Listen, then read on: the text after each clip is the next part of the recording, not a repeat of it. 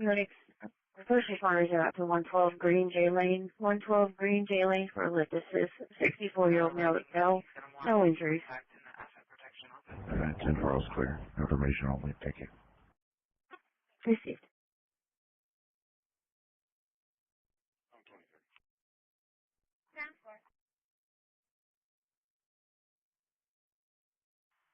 So, Mary, 5528. 55. 11, 12 is off. 1112. Shows you the interrupt on board. Copy. We'll be back en route. The beginning mileage is the same as last. Receive 1112. 48. 48. Go ahead. Go ahead, 48. I'll be en route.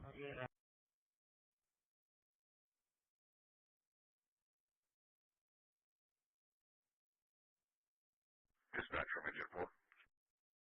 Engine 4 Received. O2 is already en route direct. I have 28 right now with 58. So, you need to stand by or discard up to you. Okay. I'll be standing by.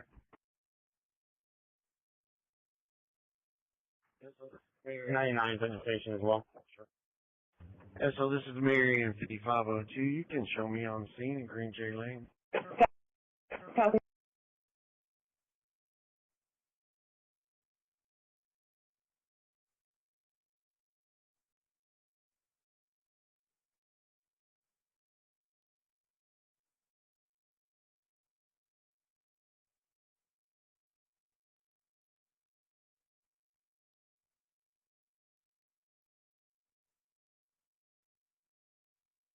Running 677 northbound, Tom Paul 4651, Tom Paul 4651.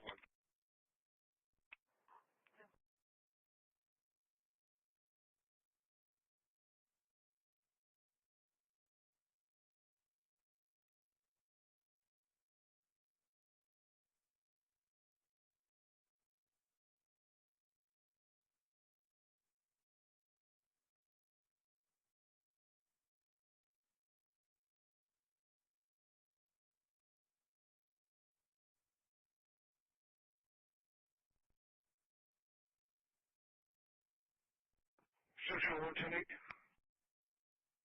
601, Tom.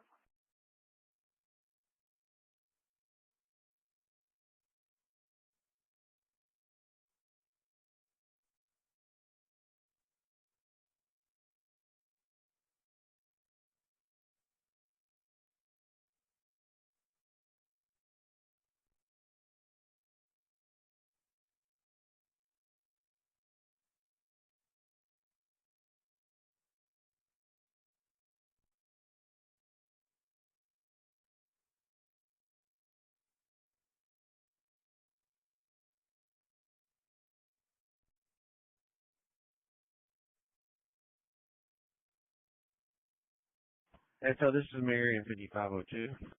5502.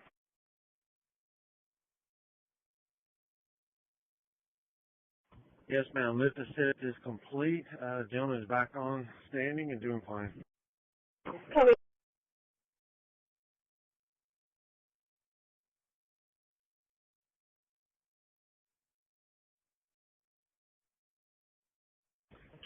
I completed it. Was easy.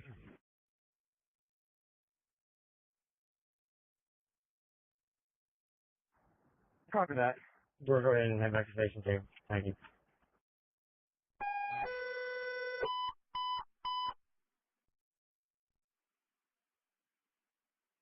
This is Allegiance MS 200 2nd Street 200 2nd Street 67-year-old female dizzy, unable to get up.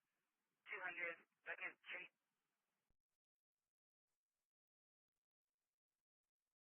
Beginning miners 323.3 at 9 a.m.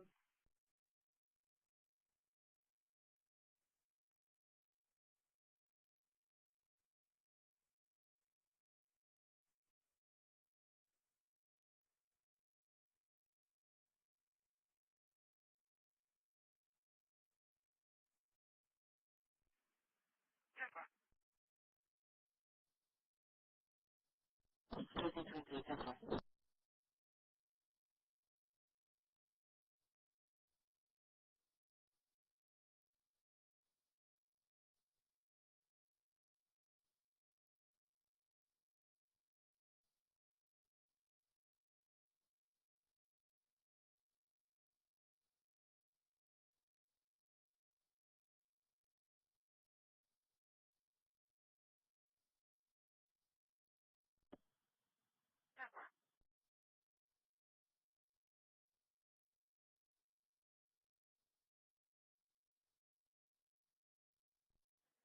from 87.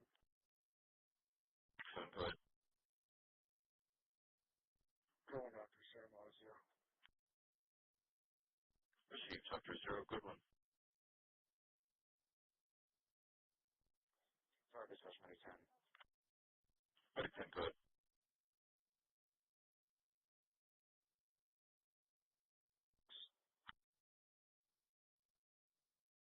Team, today you're going to have a funeral escort. It's going to be from the Nueces County line, the bridge, going to Evergreen in Odom.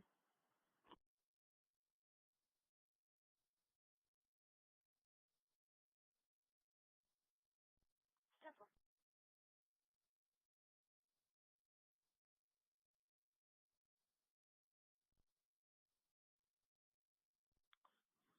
Could be out in a vehicle at Star and Shoreline northbound. 57 boy, 349 boy. Can we get an impound for no parking? 57 boy, 349 boy, there's an impound, 10-4, Star at Shoreline. 4 o'clock today. It's going from Rest Haven to Evergreen in Odom.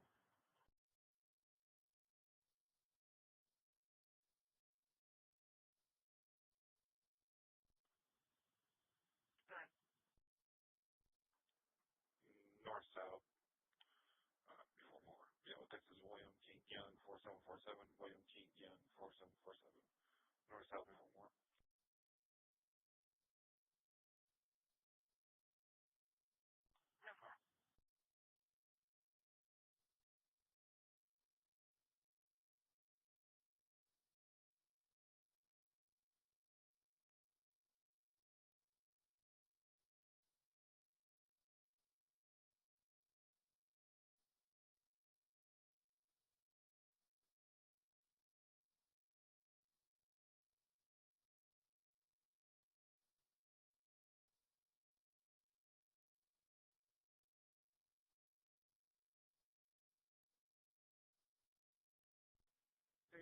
Patrol and keyword.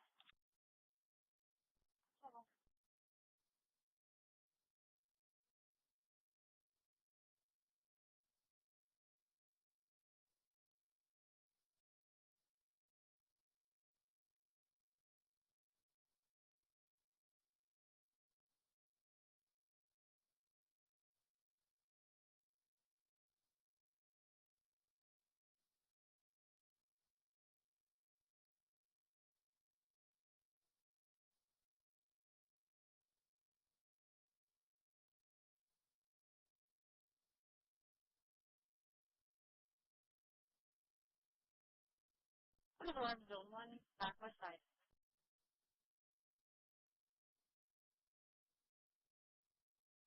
Metro arriving 0.5. Received.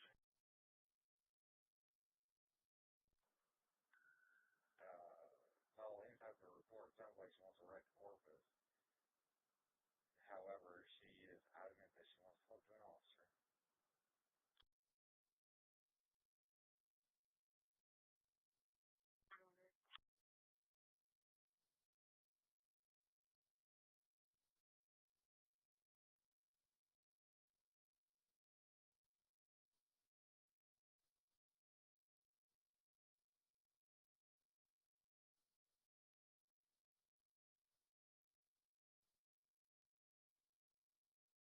Signal 4.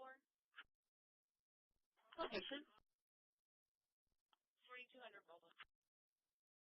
4200 Baldwin.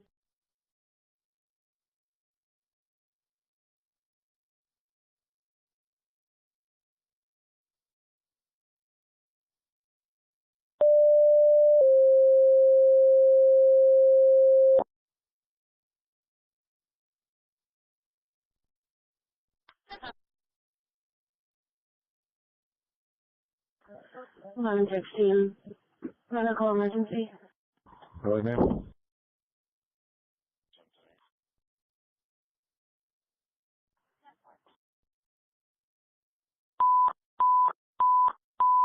Also for the attention of York Creek, make 5340 Rose Trail, 5340 Rose Trail, crosses up in 1978 for a male having difficulty breathing. Also to the attention of York Creek, make 5340 Rose Trail, 5340 Rose Trail, cross is going to be up in 1978 for a male having trouble breathing. Time of tones 9:04. Make 5340 Rose Trail, 5340 Rose Trail, crosses up in 1978. Caller's rising, he's having trouble breathing, feeling weak, wanting to go to the hospital, 82-year-old male. Wait a minute. Copy. So squad 72 is responding. Copy, Squad 72. For further patient information, you're going to have an 82-year-old male having difficulty breathing. Advise that he's feeling really weak as well, with no other complaints. Just wanted to go to the hospital to be checked out. 72 copies, thank you. 11 or so. 11:16 in disregard. Show us a route. Just advise the first responder to the text. I'm clear. 11:16, I'm clear, thank you.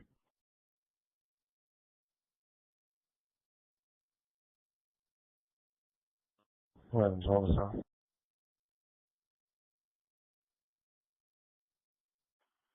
11:12.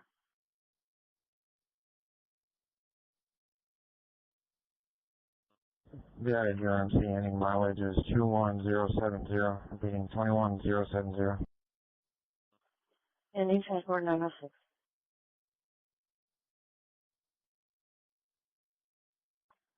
11:01 or so. I'll be out looking for a minute.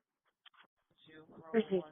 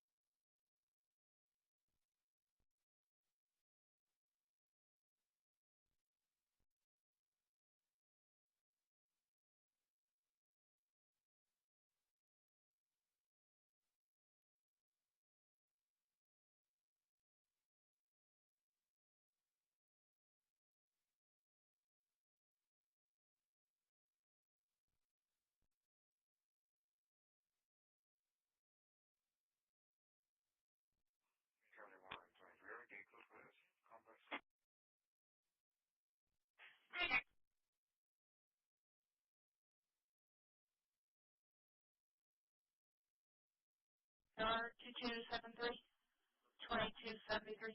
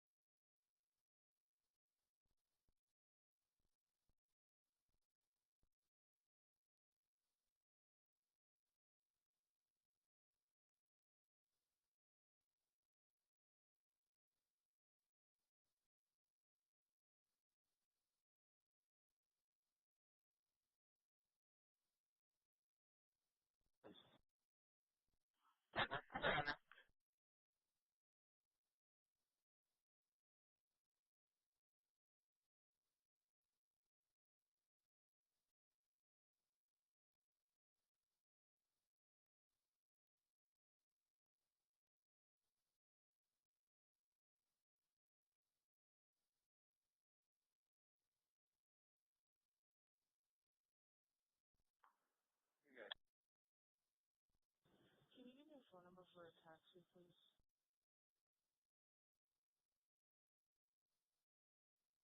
This is 8005. We'll be at 4449 Din, 4449 Din. Closer to Alexander at Gulliver. Work off EMS1 at 910.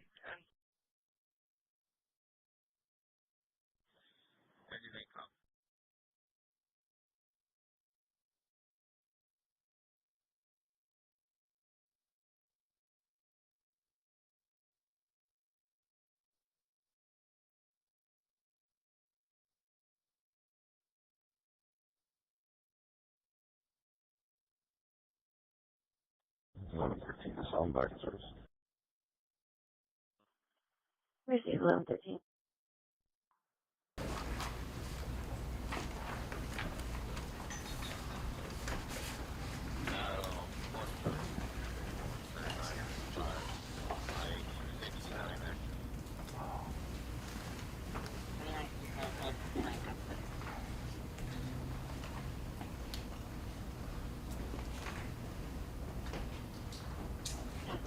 Say something real quick.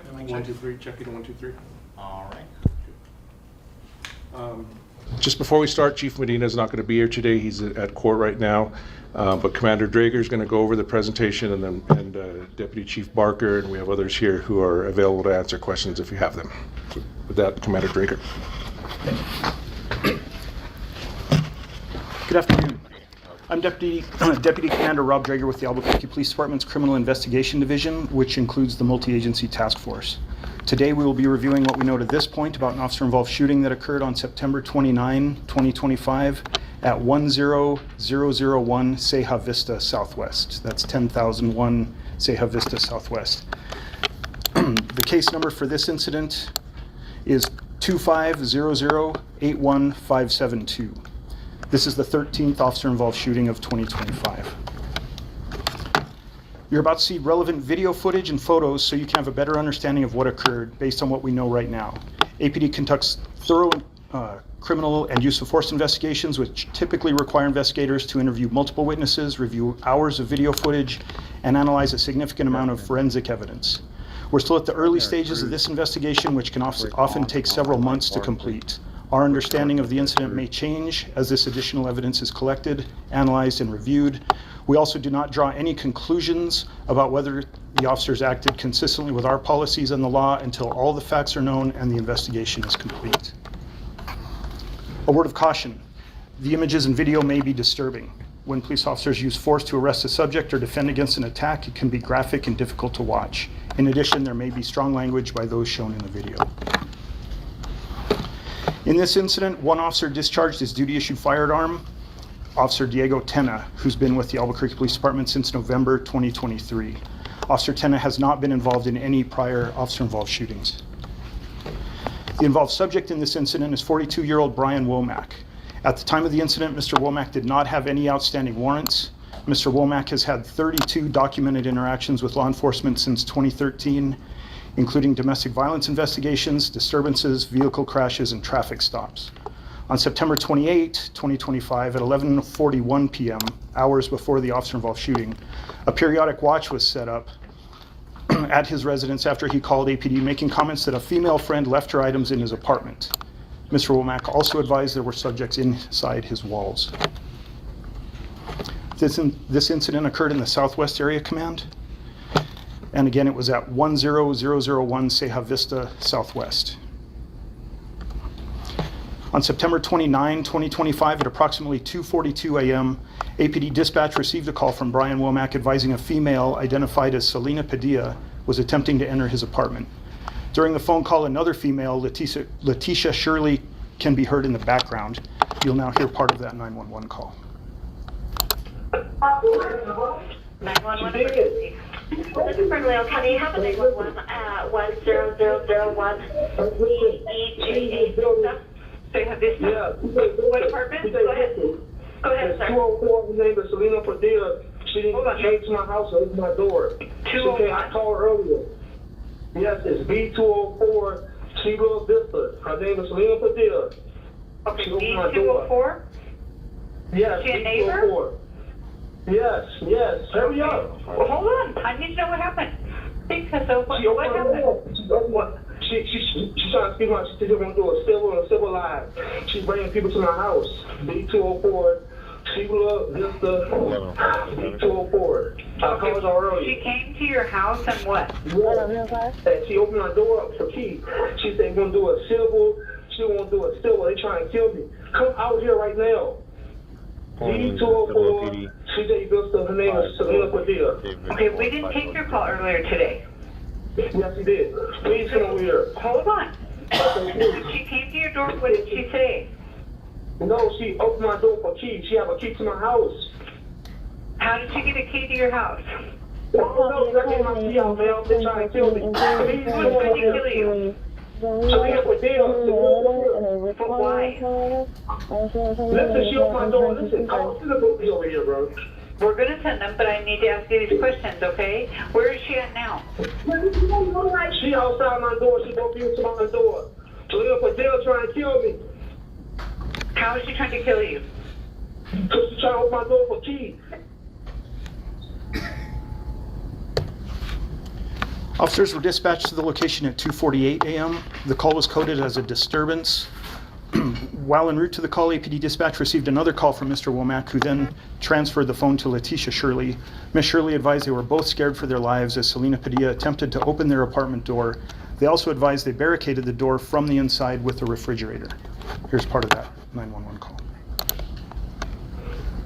911 emergency. Earlier trying to transfer 10,001 to Augusta Road Southwest. Base B is in 204. Hey, listen, sir, like, I don't know what's going on. Last night, to open my key door, they took an insurance wrap policy on me. I'm going to pay for my life. I don't know what to do right now. Somebody's trying to open your door? Huh? Somebody's trying to open your door? Yes, please, come over here. The woman that I talked to, I feel like Hello? Hello? Okay, just a minute ago, I said that he, we're scared for our life right now, so they just trying to open the door to come in here. But she had texted him a couple minutes ago, told him, hey, come on, come inside. And Selena Padilla, so he texted him and told him, hey, come on, these guys out here chasing me, whatever. And he got out of what, and he went about like that, and 2 seconds later, he comes to the door, he's banging on the door, trying to get in the door, like, let me in, and then she opened the door up. When she opened the door, like, both doors were locked. She opened the door, tried to come in, and we're like, listen, got the refrigerator in front of the door before she come in, because she's like, Officers arrived on scene at approximately 3:07 a.m. and attempted to make contact with the occupants in apartment B204. Mr. Womack and Letitia refused to open the door for officers and demanded officers slide their badge under the door to prove they were law enforcement officers. Officers refused to do so, and after numerous attempts to get them to open the door, they advised Mr. Womack and Letitia to call back if they needed law enforcement assistance. Here's a clip of that interaction.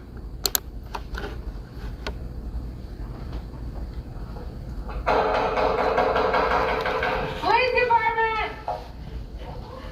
Police department!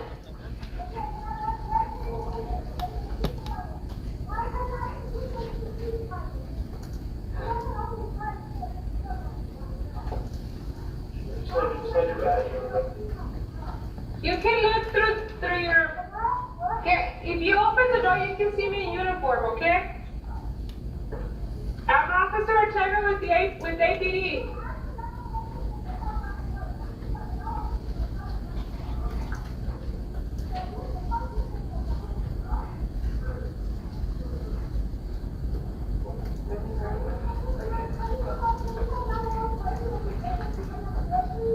Hello, this is Officer Taylor with APD. You want to come talk to me?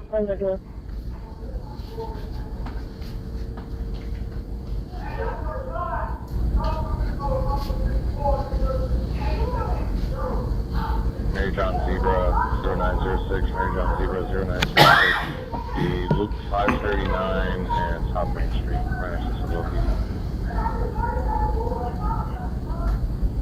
Hey, Apple Creek Police Department! Can we talk to you guys out here? Or one of you?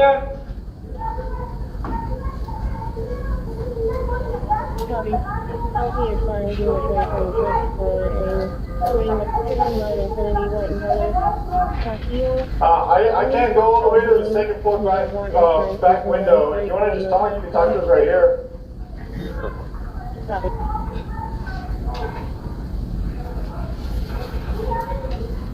Okay, if you don't want to talk to us, we're going to head out, okay? Just call 911 if you need anything.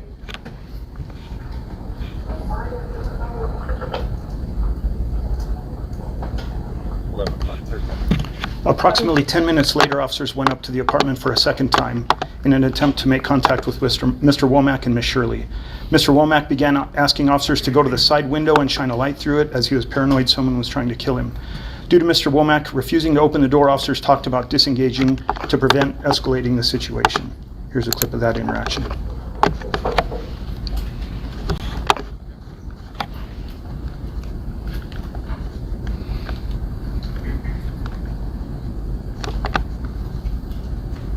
My apologies.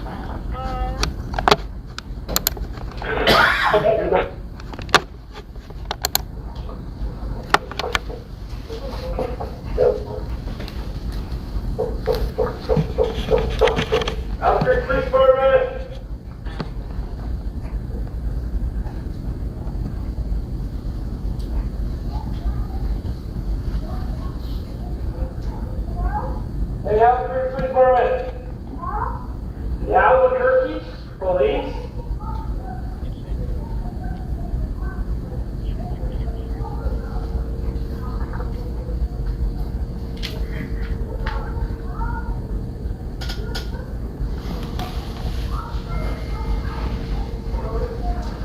Hey, Albuquerque Police Department. Hello? Yeah. Hey, folks, the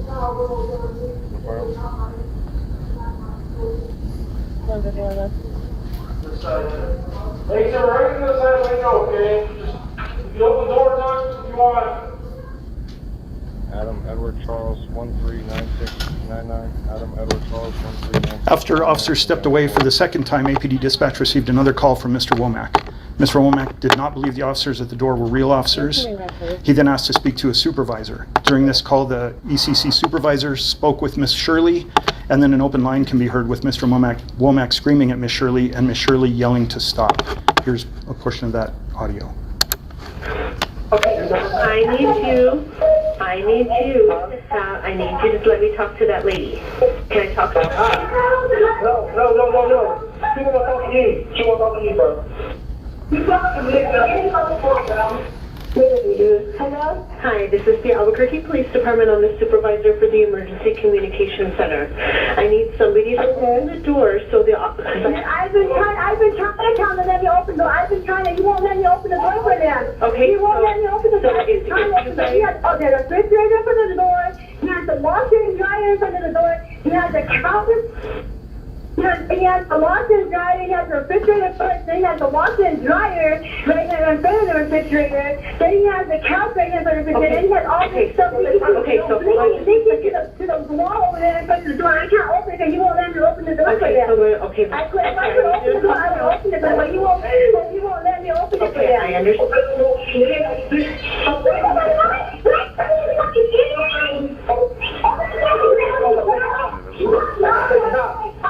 Take 911 call.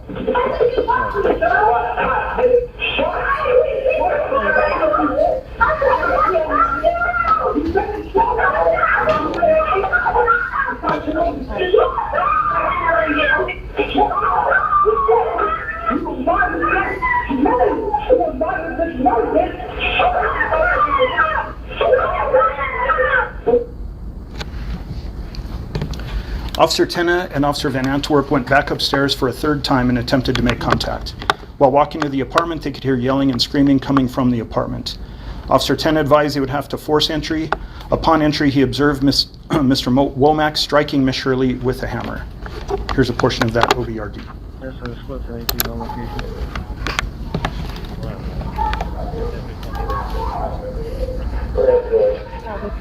Stand by. First responder over the fire. You have a transfer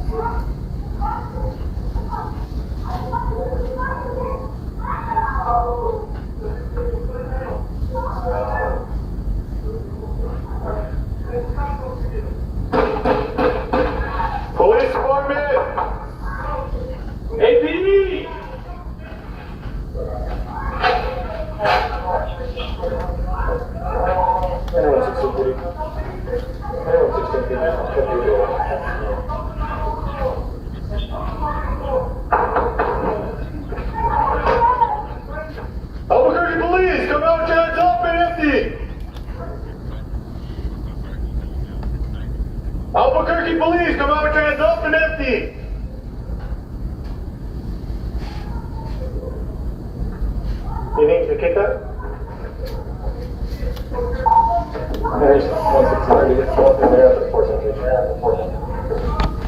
You want to kick it, Trev? Put your gun down. Kick up the handle. APD!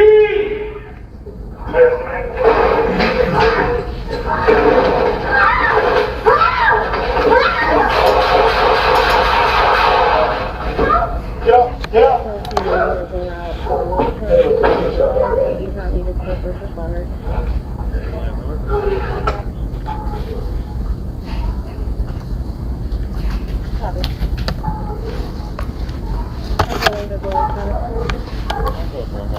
This is a clip of Officer Van Antwerp's OBRD, which shows him kicking the door and the officer involved shooting.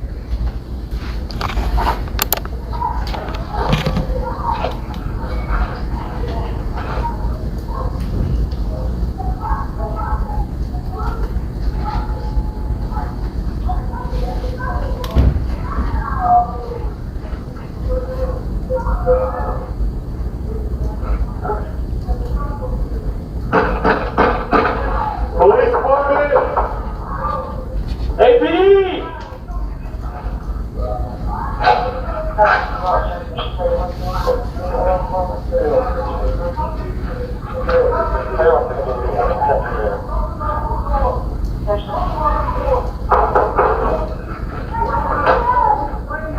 Albuquerque police, come out there, door empty!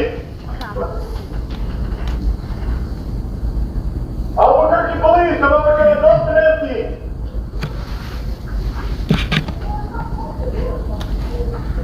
You need to kick up?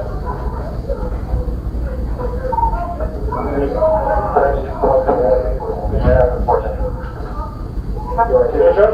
We'll do that now. Kick up the handle. APD! Clear, come in.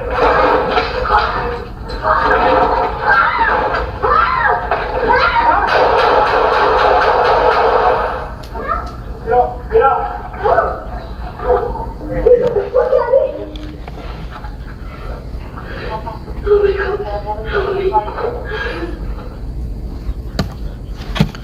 This is a photograph of inside the apartment showing the items used to barricade the door.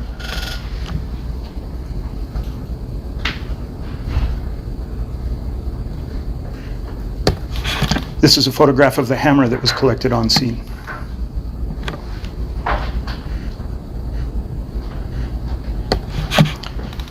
Mr. Womack sustained 6 gunshot wounds to his chest, arm, and back. Medical aid was rendered, but he was pronounced deceased on scene. Had Mr. Womack survived, he would have been charged with aggravated battery with a deadly weapon, aggravated battery for choking, and kidnapping. MATF detectives later interviewed Ms. Shirley, who sustained a fracture to her wrist and superficial wounds to her head. She did advise detectives she was involved in a domestic violence incident with Mr. Womack as he was hitting her with a hammer, choking her, and dragging her through the apartment by her hair. Ms. Shirley also advised she believed Mr. Womack was going to kill her. Over the next several months, the multi-agency task force will continue to investigate and analyze this incident. Detectives will interview any new witnesses that come forward and complete any forensic tests. After the investigation is complete, the case will be forwarded to the district attorney's office to make any determination of criminal charges. Thank you. Any questions? Yes, sir. Was there ever any contact with Selena Padilla?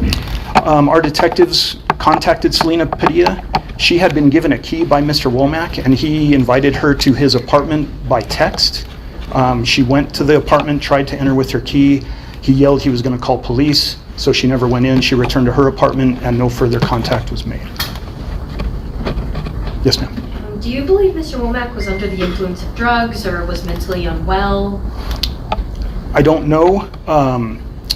He had made statements that would, like people being in the walls, indicate some question of his mental state. Yes, sir. Oh, go ahead. So this all stemmed from Ms. Padilla entering or trying to enter the apartment, and that's when officers were called because Mr. Womack felt that Ms. Padilla was there to hurt him, or is that kind of where it all kind of stemmed from? That's how it appears at this time, yes. We're continuing the investigation, but yes, that's what it looks like right now. Yes, sir. Yeah, does Mr. Womack have any CIT history with the department? He's not in the CIT system with us, so short answer is no. And officers watched him strike the woman with a hammer, correct? Yes, the officers have been interviewed. I don't know exactly what they said, but one of the officer who fired, it did indicate that he saw Mr. Womack strike the female with a hammer. Do you know how many seconds might have been between first opening the door, seeing Mr. Womack with the hammer in hand before shots were fired? I do not. We didn't run a timer or anything, but it's immediate. A split-second decision had to be what he was facing. If you slow down the video, what's on the video afterward, but you could see through his camera the hammer being raised. And was the door still barricaded when officers were, we saw that the officer was struggling to kick it in. Was there still the dryer and other items behind it? Yes, that's exactly, showed the difficulty they had getting in. Yes, ma'am. Have you guys seen any other situations of Womack making strange 911 calls prior to this and prior to the Selena Padilla incident? He has made other calls to APD. I don't know specific details. Has there been a history of officers being called to that specific apartment in the past? No, not that I'm aware of, no. Was there any damage to the walls, maybe leading into any other apartments or complexes next door? How do you mean? Through the bullets. I believe one projectile was recovered from the wall, but to my knowledge, nothing, there was no penetration through any walls. Okay. And both of the women were just friends of Mr. Womack? That's, well, with Miss Shirley, that may have been, it's unclear. With Miss Padilla, just friends as far as we know. Just for the record, Commander, could you spell your first and last name? Yeah, Robert, Robert, and my last name is Drager, Drager. And I'm a deputy commander. And the first time, Mr. Womack said that the woman had left and he no longer needed officer assistance. Were officers already there in the apartment, or were they about to arrive? I don't believe he said that he didn't need their assistance. He didn't trust that they were officers and wouldn't open the door, so they disengaged to avoid, trying to make the situation any worse. Any other questions? Well, I'll send the actual video clips with the redactions, but also the full video without redactions too, as soon as I get out of here. Yeah. Not related to this, but can anybody talk about the stash house from yesterday? No, because it's still under investigation, we're not going to comment other than what's in the criminal complaint from today. Yeah. Also, a not related incident on my way on Coors today, on Coors and Islet, I saw officers chasing a vehicle with a pop tire. It looked like undercover officers and regular officers were also trying to use a spike strip on him. Any update, or do we know what that was? Yeah, I need to get all the details, but there was, our auto theft unit did engage with an auto theft suspect. I think over the course of about an hour, they followed the car at various points. Air support was above head, so they were watching it as well. I think New Mexico State Police got involved and there was a spike strip, but I think they eventually got him into custody at some point. But we'll get you all the details in a little bit here. All right, thank you guys. Thank you.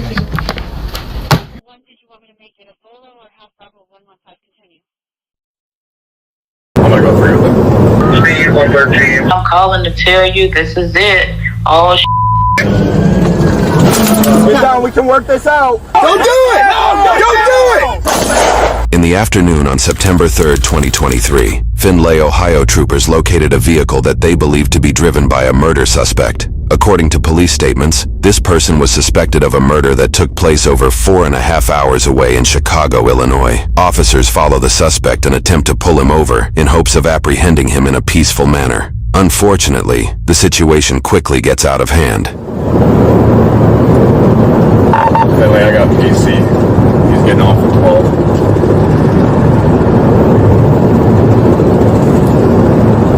$13.50. You want me to go 3 or 6? I'm at the scales right now. Finley advised, Finley PD. Worse. southbound back on the ramp. I got turn signal violation. Work back southbound. And I got more claims violations. I'm gonna go through with it. Okay. I got units close. 1383 is a minute or two out. Just advise of these stops or continue south. Okay, I'm gonna wait for you to get a little bit closer. We're doing 85 now. I think 06 is aware of me being behind. You know, if you take the flyover and continue south, I'm at the intersection now. We're southbound at the 156, southbound 156, I'll wait for you. Okay, I see you get the first crossover at the 156.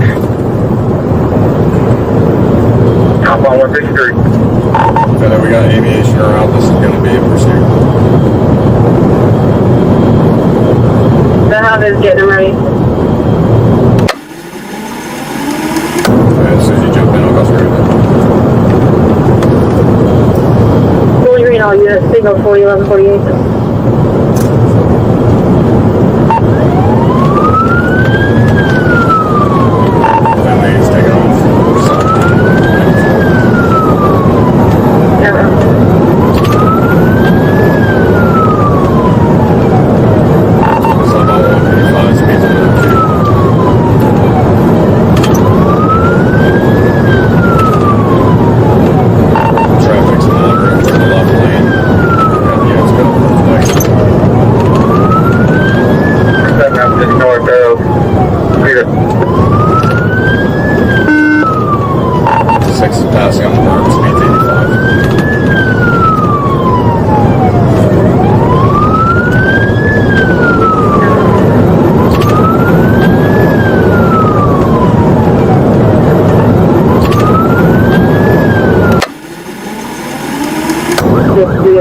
Southbound for the 153. Speed's at 107, right? 109 speed. 6 is passing on the left shoulder. Just passing the vehicle on the left shoulder. Speed 113, 6 is on the right lane. Lane south 146, speed 109. We got the 235 extra short leads on the left lane now, speed 110.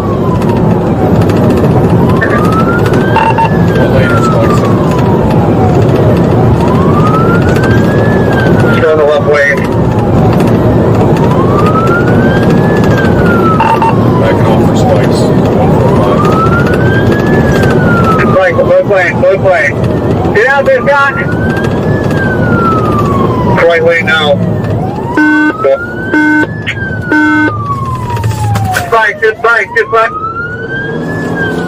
According to a phone interview conducted by the Ohio Bureau of Criminal Investigation, the suspect used his cell phone to call an acquaintance by this point in the chase. This is the retelling of the conversation that was held. I was like, what is going on? He said, I'm calling to tell you this is it. Oh, shit.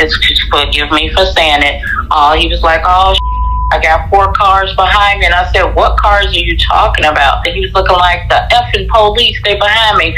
I told you that I'm just going to go out. I'm going to go out. I can't do this. And I was like, please pull over. Please surrender. He's like, they didn't put the spikes down. And he said, I'm still driving. And I was looking like, come on, please. I said, think about the family. He just said, I love you guys, and that was it. His right side smoking. Still in the right lane, south 143, just lost a tire. Happy flag, speed 89. Speed 89. He has at least 2 or 3 flaps. Okay.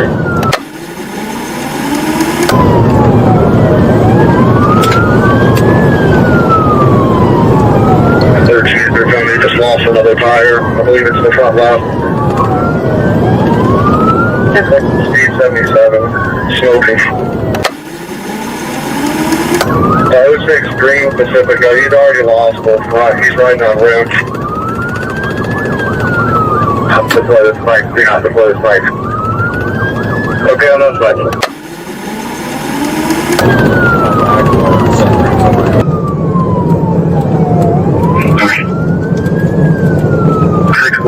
up, I'll blue it.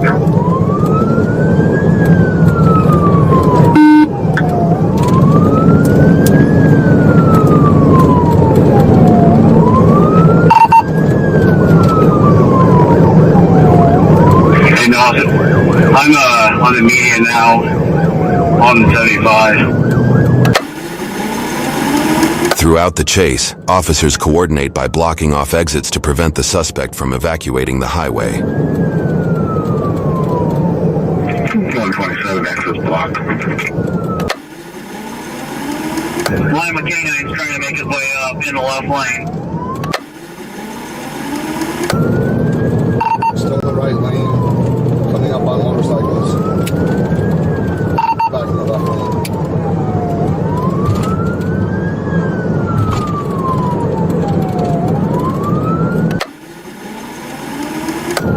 Looks like he's got a flyer under his car.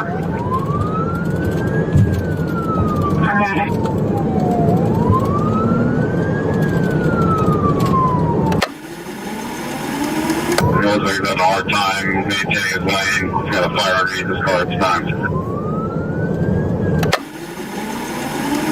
Rydersville, exit 118, entering Albright County, speed 71.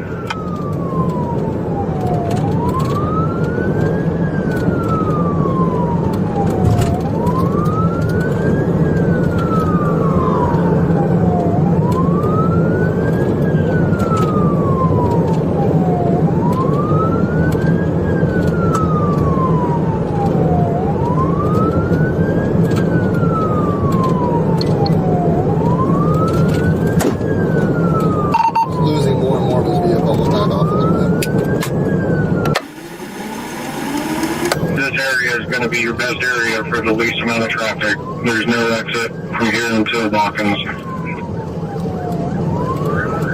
Okay, additional contact has been approved. Take him out when you get a chance. I'm going to pit on the passenger side. 230 back up a little bit.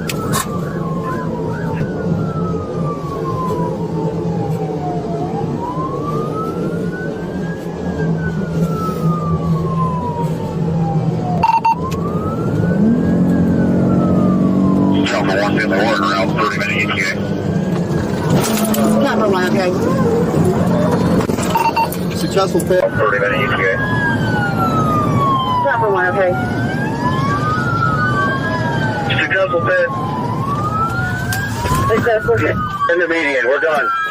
You may have noticed that the officer waited for approval before making contact with the suspect's vehicle. This is not due solely to the importance of officer coordination. The last audibly recorded speed of the suspect's vehicle was 66 miles per hour. Law enforcement agencies generally consider any contact over 45 miles an hour to be uncontrolled, unpredictable, and potentially deadly for everyone involved. Pit maneuvers at these speeds are held for extremely special circumstances, like ones where a murder suspect is involved. After the pit maneuver, the officers wait for the suspect to exit the vehicle with his hands up. They know the suspect is at least still moving after the crash and are keeping a safe distance to prepare for the worst. Yeah, he's got a hand on the hand on the steering wheel, still in the driver's seat, moving him.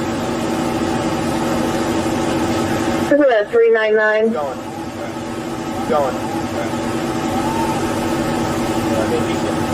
Do you need additional Shelby units shutting down traffic? Negative traffic. It's gonna go before you okay. out. Yeah, probably back up. Fire. Back up a little bit. 1817, your traffic was unreadable. 1350, cars fully engulfed. Doors open, hands up. I got one hand. I can't see his right. We have eyes on. We're able to see if the suspect responsive or we're out there. He's trying to get out. He's got the door open. He's attempting to get out. He's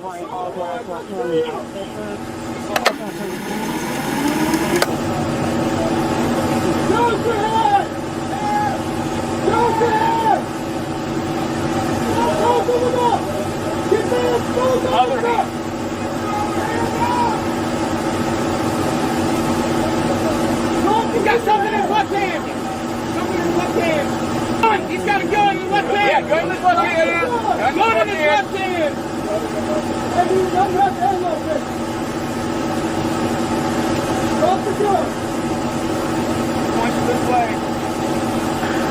got a gun in his left hand.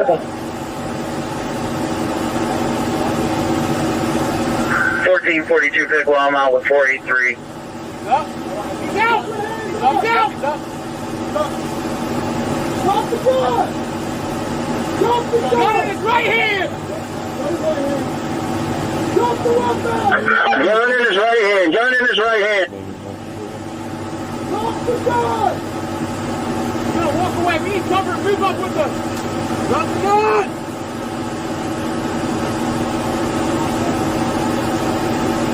We use the SUV to move up with him. Yeah, SUV to move up with him. Move on. Get with that. Roll with him. Your left, your left. Go.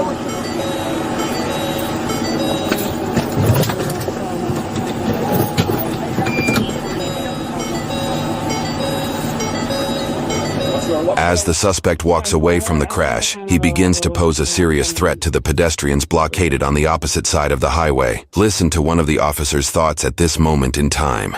He kept getting closer and closer to traffic where we had to stop. We had northbound traffic stop. We had a cruiser blocked traffic down there. There were a lot of civilian cars parked there. You know, and you know how civilian cars will park. You know, they don't just stop with lanes. They'll put 3-4 deep. You know, because they go, I'll just pull up this way. You know, so. With the rifle's effective range, you always got to know what you're shooting at and then what's beyond that, too.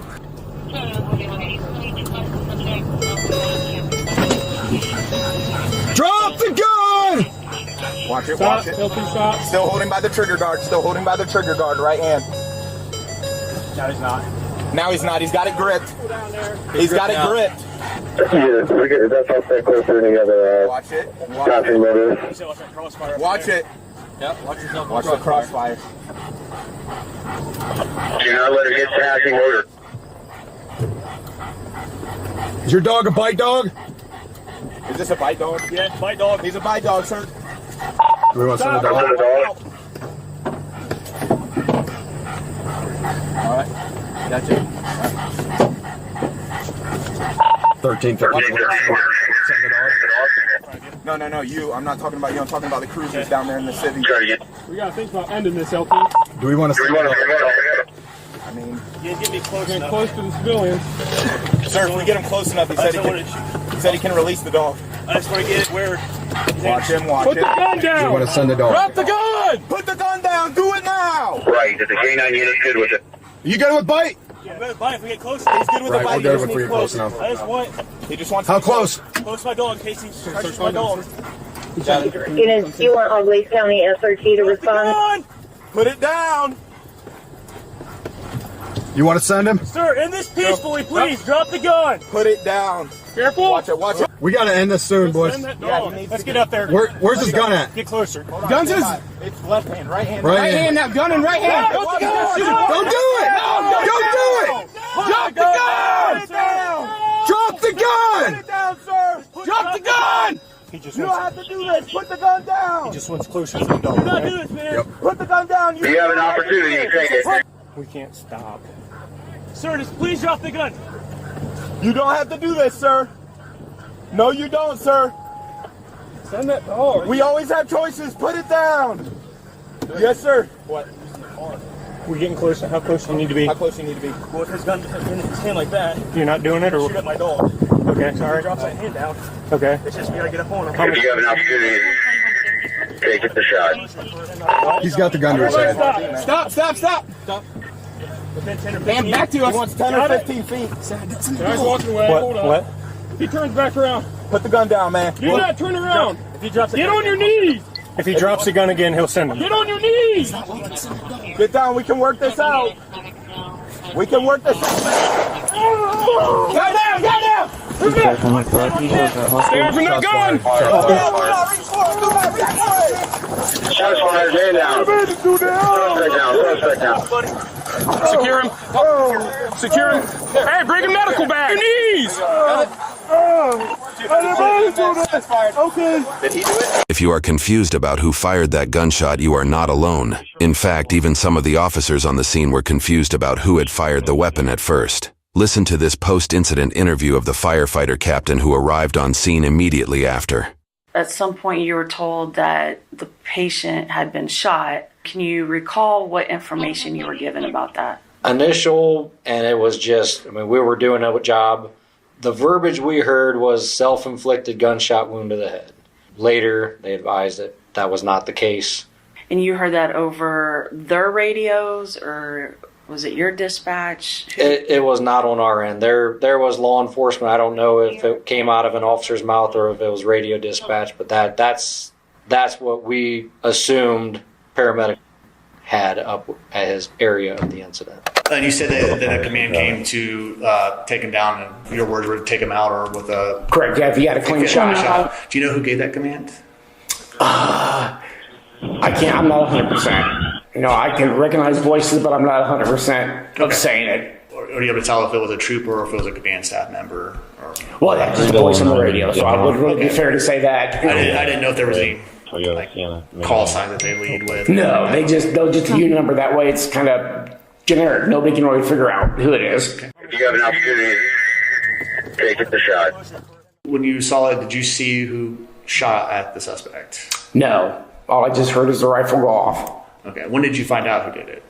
I think right when he said, I took the shot. That's fired. Okay. Did he do it? Yeah.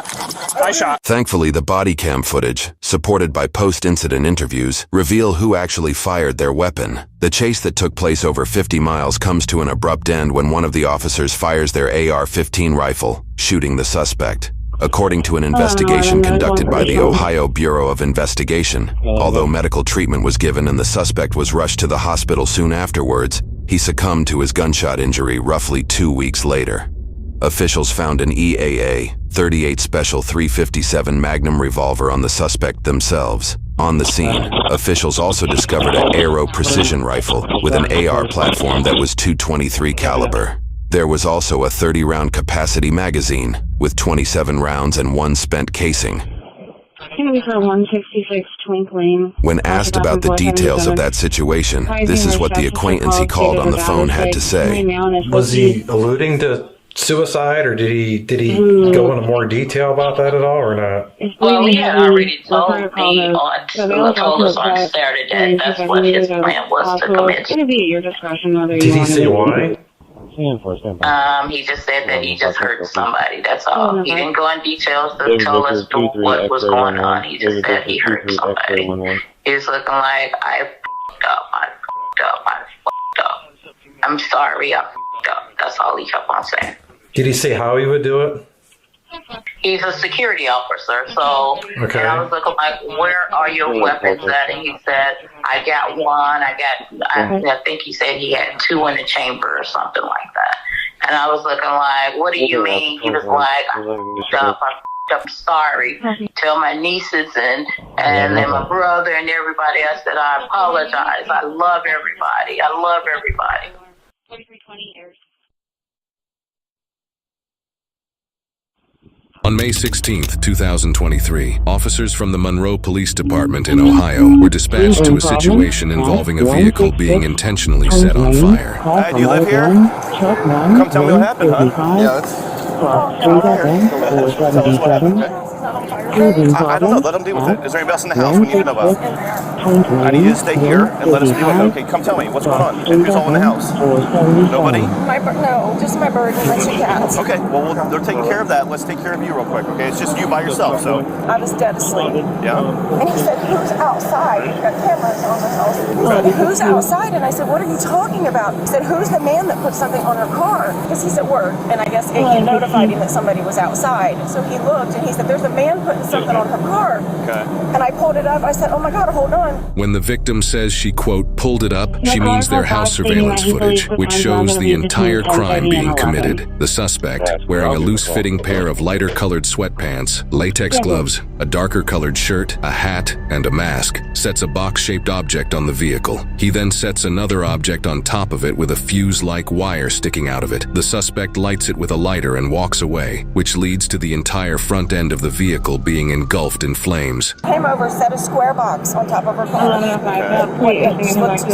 show you, but it was something square. Walked all the way back over there and got something that almost looked like a lampshade, set it on top of it, and then he lit it. Okay. He lit it, and then he walked away, and that was Did it. the video show where he went? I'm not Do you have sure. access to the video? I can pull up what I have right now. That's fine.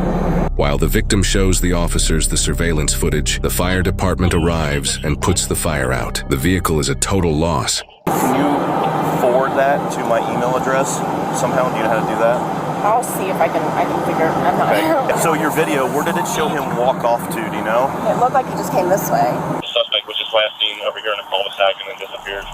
This officer, as well as many others in the area, both on foot and patrolling in their vehicles, all begin to look for any suspicious people in the vicinity. 10 minutes later, officers find a vehicle parked on the side of the road, only about 2 minutes away from the crime scene.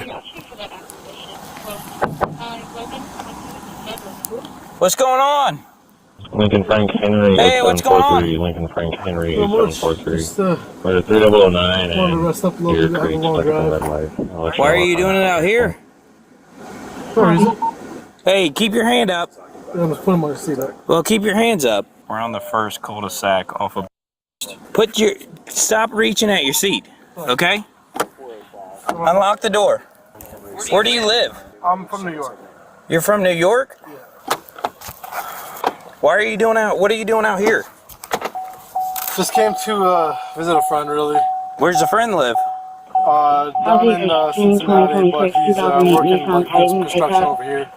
Well, step out. Do you have anything on you? Any weapons like that? No. Turn and face the car. You mind if I search you real quick? Sure, go for it. So why did you decide to just pull off in the neighborhood to sleep? I'm so confused. Because I drove 40 miles here, and I literally came like an hour ago, and I was like shot, and so I just needed to knock out. So you just pull off into a random neighborhood? Yeah, I mean, it was right off of the street, whatever it is. I really didn't know where to go, because there's nowhere to like, there's no parking lot around here or anything. Where's your ID? It's in my phone. That's a 2,900 bucks. You're from New York? Come over here with me. We're gonna stand by my car. Okay. Is everything okay? Just take a look. Yeah. You said your phone's in the car? Yeah. Do you Your want ID on the back of it? Is that where you keep it? Yeah, it's in the case. I can open it. Do you care if I look at it? Thank you. All right. 11:15. Come over here with me. This This is what you think to me. It's very confusing. It makes no sense. Hold on, 51. Are you I going to need know. a I'm second? sorry. It's the truth though. But why would you, I just don't understand why you would pick this neighborhood to come in the back of, to sleep in front of these people's house. Honestly, I just made the first right out of there because I needed just like a spot where I wasn't in the main road. And I'm sorry if like they called the cops or something because they probably thought I was, I don't know, doing something weird here. But I swear, like I'm not doing anything crazy out of left field or anything. You mind if we search the car? No, please go for it. The reason why I ask is because there was somebody who set a car on fire. Who set a car on fire? Yes. Like, what do you mean? Like, how do you set a car on fire? They set the car on fire. Like they lit the gas tank? Mm-hmm. That's crazy. Yeah. And then you're back here. No, I mean... Well, you see how that's why I'm contacting you? You see how it's weird? Yeah. But no, I mean, that wasn't me. Sorry. How long have you been back here? What time is it? About 3 o'clock in the morning. I got here probably like around midnight. Okay. Yeah. He said we could search it if you want to do that. Okay. Can you have him pop the trunk with this key? Can you pop the trunk with the key? Or is the keys in it? Yeah, no, you can pop the trunk with the key. Thank you. Sure. Have you had anything to drink tonight? No, I don't. Okay. Yeah, I don't. Somewhere like down.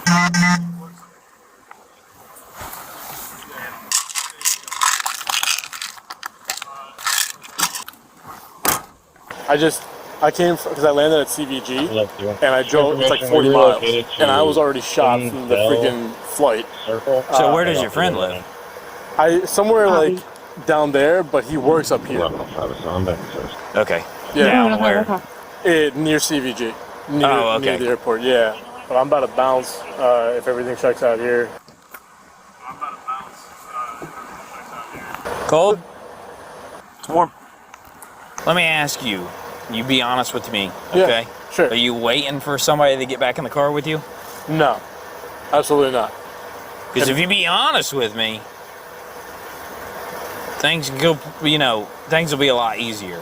Sir. But if you're lying to me, then we're gonna have some issues. I understand, and like, trust me, I'm from New York. I've ran into cops before, when like getting pulled over for speeding or something like that. Like, I know the best policy is to be honest, and I'm not waiting for anybody. And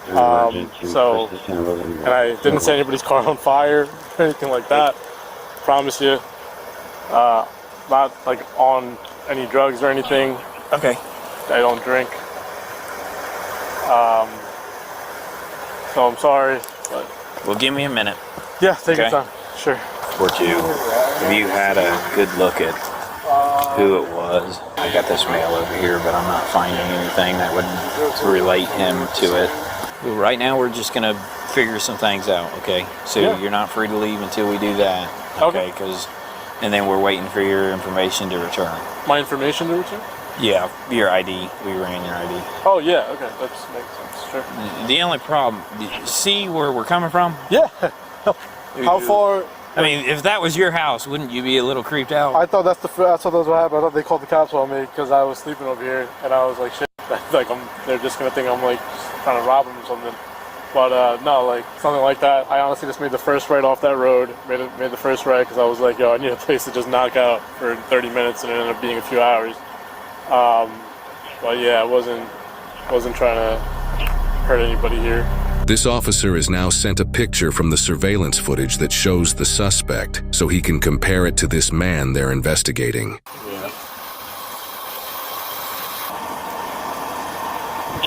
Alright, let's try to clear, haul her out. Do me a favor right now. We're going to come over here and I'm just going to put you in the back real quick. Yeah. Okay. Is everything okay? Is something back bad on my ID? No. Okay. No, not for right now. I just want to put you in the back of the car real quick so I can look at some things and...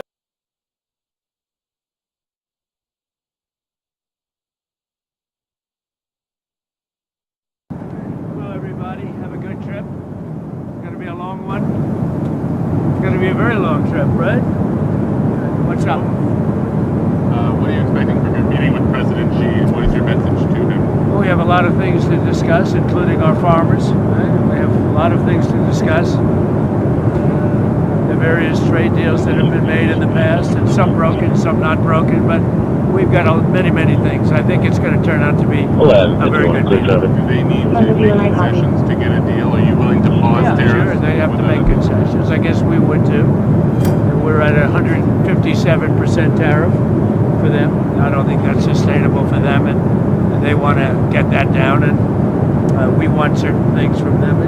I think it'll be very good. What do you think the odds are you go ahead? Sorry, what do you think the odds are you go ahead with that 100% tariff on November 1st? I don't know. I have no odds. I don't want to predict odds. I don't think they would want that, and that would not be good for them. Sir, and I would like to see it. Sir, what's your view on what Canada needs to do to get things back on track? Well, Canada lied. I mean, what they did was terrible. They made up a fake statement by President Reagan. Reagan was a big supporter of tariffs when needed, and we need tariffs for national security, and they totally turned it around because they're getting hurt by tariffs and we're gaining by tariffs. They've used tariffs on us when we had different presidents very successfully, and they've taken a lot of money out of our country, and now we're taking it all back. And so they went out and they made a fake commercial. The Reagan Foundation went crazy when they saw it because it was, the opposite. It was the opposite of what Ronald Reagan liked tariffs, and when necessary, he would use tariffs. And it's made us a very rich country. It's also made us, when they were used against us, it was not good for us. But we've used them very successfully. We have the highest stock market we've ever had. We have great national security. I've settled wars because of tariffs. And a president has the right to use tariffs, especially when it comes to national security. And we need it for national security, even including our own wealth and paying down debt and all of the other things. So, we're in very good shape with that. But they took a commercial saying the exact opposite, Canada. And so I'm very disappointed in Canada. They lied. I mean, it was a fraud what they did. What can they do to get it back on track? I don't know. I mean, I'm satisfied with the deal we have. We have a deal right now that's very good for us. any deal that would have been made would have been better for them than the one they have right now. That's why I was surprised they did this. They did this to try and influence the Supreme Court. And many foreign countries aren't particularly happy, but they took advantage of us for years. For years and years they took advantage. And presidents shouldn't have allowed that to happen, but they did. So, really, I don't think there's much they can do. I just assume leave it the way it is. If you leave it the way it is, it's very good for us. Will you meet with Prime Minister Carney during this trip? I don't have any intention of it, no. What do you expect of your meeting with the new Japanese Prime Minister, Take? I think good. I hear great things about her. I think she's going to be great. She was a great friend of Mr. Abe, who was a great man, Prime Minister Abe, and a great friend of mine, as you know, and he was just a fantastic person, and he liked her a lot. She liked him a lot. So that's a good sign. I look forward to meeting her. Mr. President, she's reportedly planning to bring plans to buy Ford F-150 pickup trucks. Oh, good. Well, that's good. They're great trucks. Are you saying I have that plan, or she has that plan? She has that plan. Well, that's great. She has good taste. That's a hot truck. That she might eventually try to renegotiate the. She might. I mean, she might. Look, I'm open to whatever they. We have a great relationship with Japan, and we're going to have a fantastic relationship with them. So we'll see. Mr. President, do you believe that China played a role at all in establishing peace between Cambodia and Thailand in their recent conflict? Did China help in that process? Well, they weren't involved. They weren't. Will you still sign over preside over this? Malaysia was involved, actually. So Malaysia helped us. One of the reasons I'm going to Malaysia is they were very much involved in the whole thing. Thailand. I told the leader of Malaysia, who's a very good man, I said, I think I owe you a trip. That's why we're stopping in Malaysia for that reason. Malaysia was very much involved. Sir, while in South Korea, do you have any plans to meet with Kim Jong-un and to be in? Well, I would if he would contact him. And I was, the last time I met, I put it out over the internet that I'm coming to South Korea. If he'd like to meet, I'm open to it, certainly. We had a very, yeah, I do. I mean, if you want to put out the word, I'm open to it. They don't have a lot of telephone service. They have a lot of nuclear weapons, but not a lot of telephone service. So I'm open to it. I had a great relationship with him, and he probably knows I'm coming.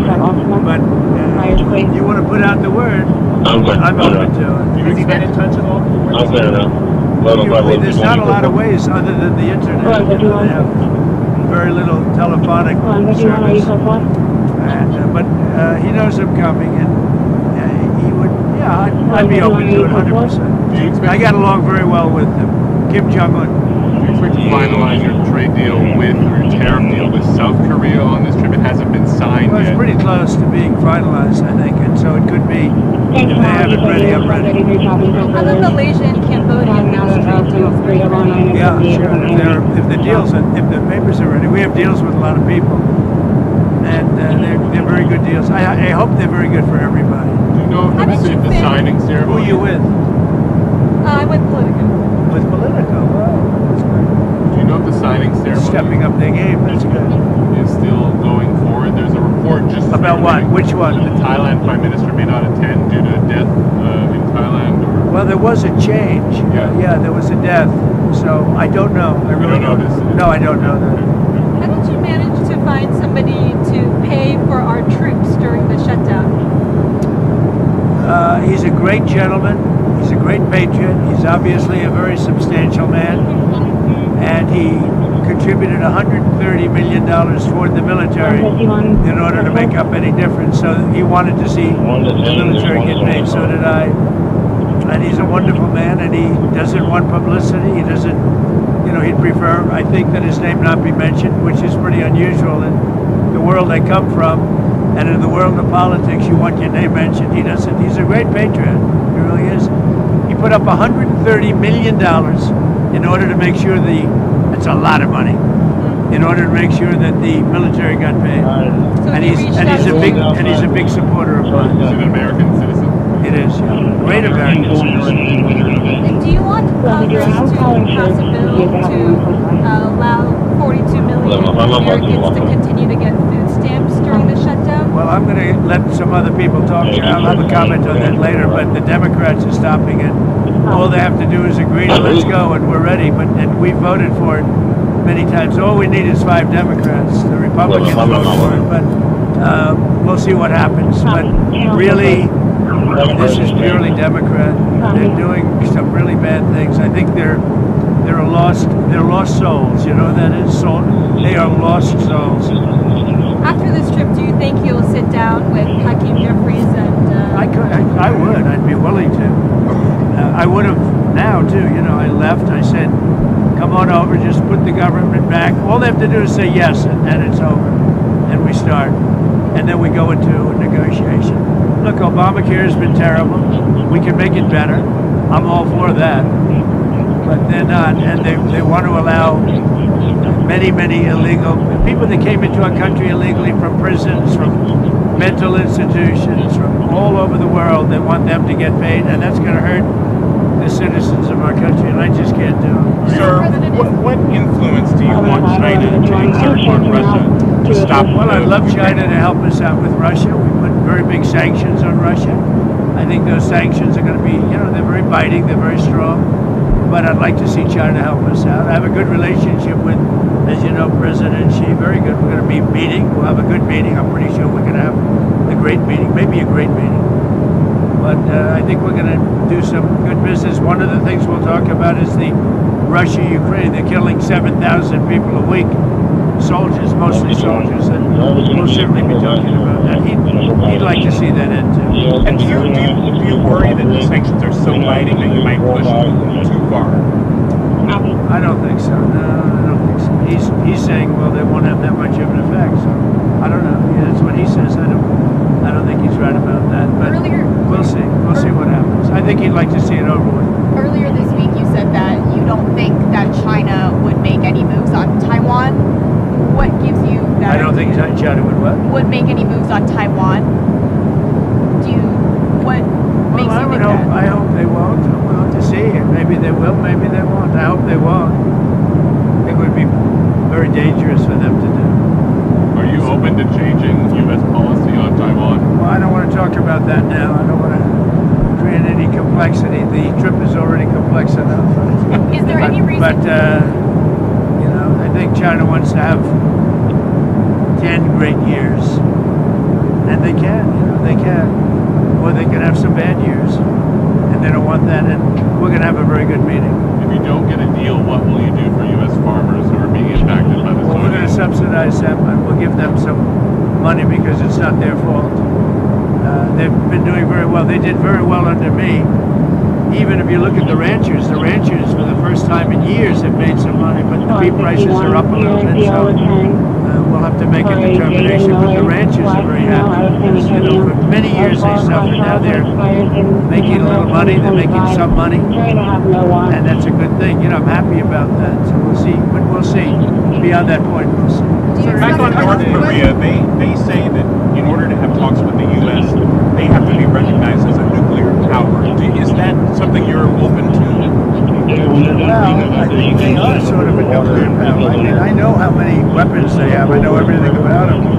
And I've had a very good relationship with Kim Jong-un. When you say they have to be recognized as a nuclear power, well, they got a lot of nuclear weapons, I'll say that. Okay, go ahead, Liz. What kind of land targets in Venezuela do you want to strike? And how do you decide which ones to strike? Well, we're going to see with Venezuela. I can tell you one thing. We stopped all drugs virtually from coming in by sea. And we'll stop all drugs from coming in by land very shortly. You'll see that starting.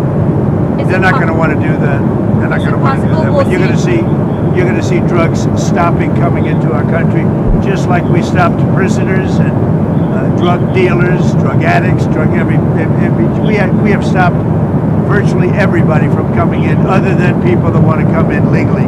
We have a lot of people coming in legally, passing tests, going through a process, but we don't have people coming in from prisons and from mental institutions and the drug dealers. We don't have them coming in. We have almost nobody. We really have nobody, if you know it. For 5 months in a row, they had 0 people come in.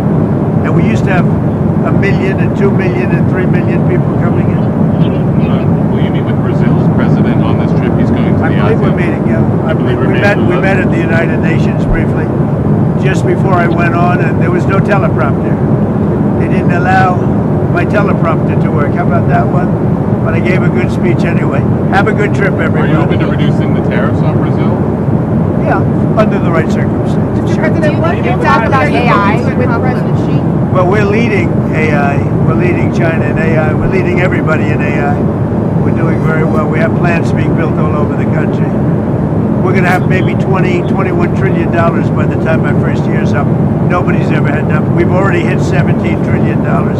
No country has ever hit numbers like that. That's investment into our country. We have auto factories open. You saw General Motors yesterday and Ford. They took a big leap forward because of tariffs, but they took a big leap. They went way up. We're respected again, is really respected as a country, and a lot of that has to do with the tariffs. The tariffs are giving us national security and strength. Thank you very much. Thank you, Mr. President. Have a good time. Go to sleep, everybody, right? Are you going to sleep? I don't know. I'd love to. I don't know. I don't know that I'm capable of it. If you want to know that I'm going to try. This is a long trip. The answer is, I would imagine so. Have fun. Have fun. For the tanker, that'd be good, but if you also got a crew, maybe bring 6 out here. Check, well, I'll go and pull out 6 more on standby.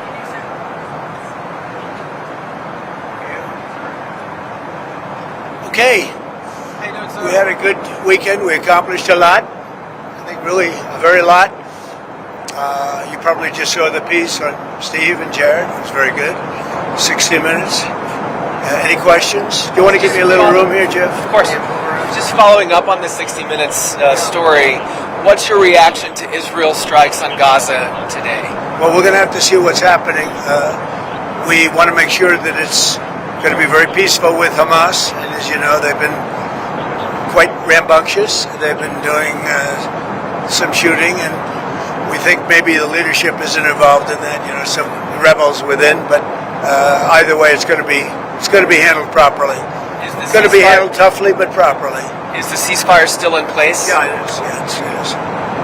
Mr. President, on Colombia, Senator Graham, the country of Colombia, Senator Graham tweeted that you would be imposing tariffs on the country either today or tomorrow.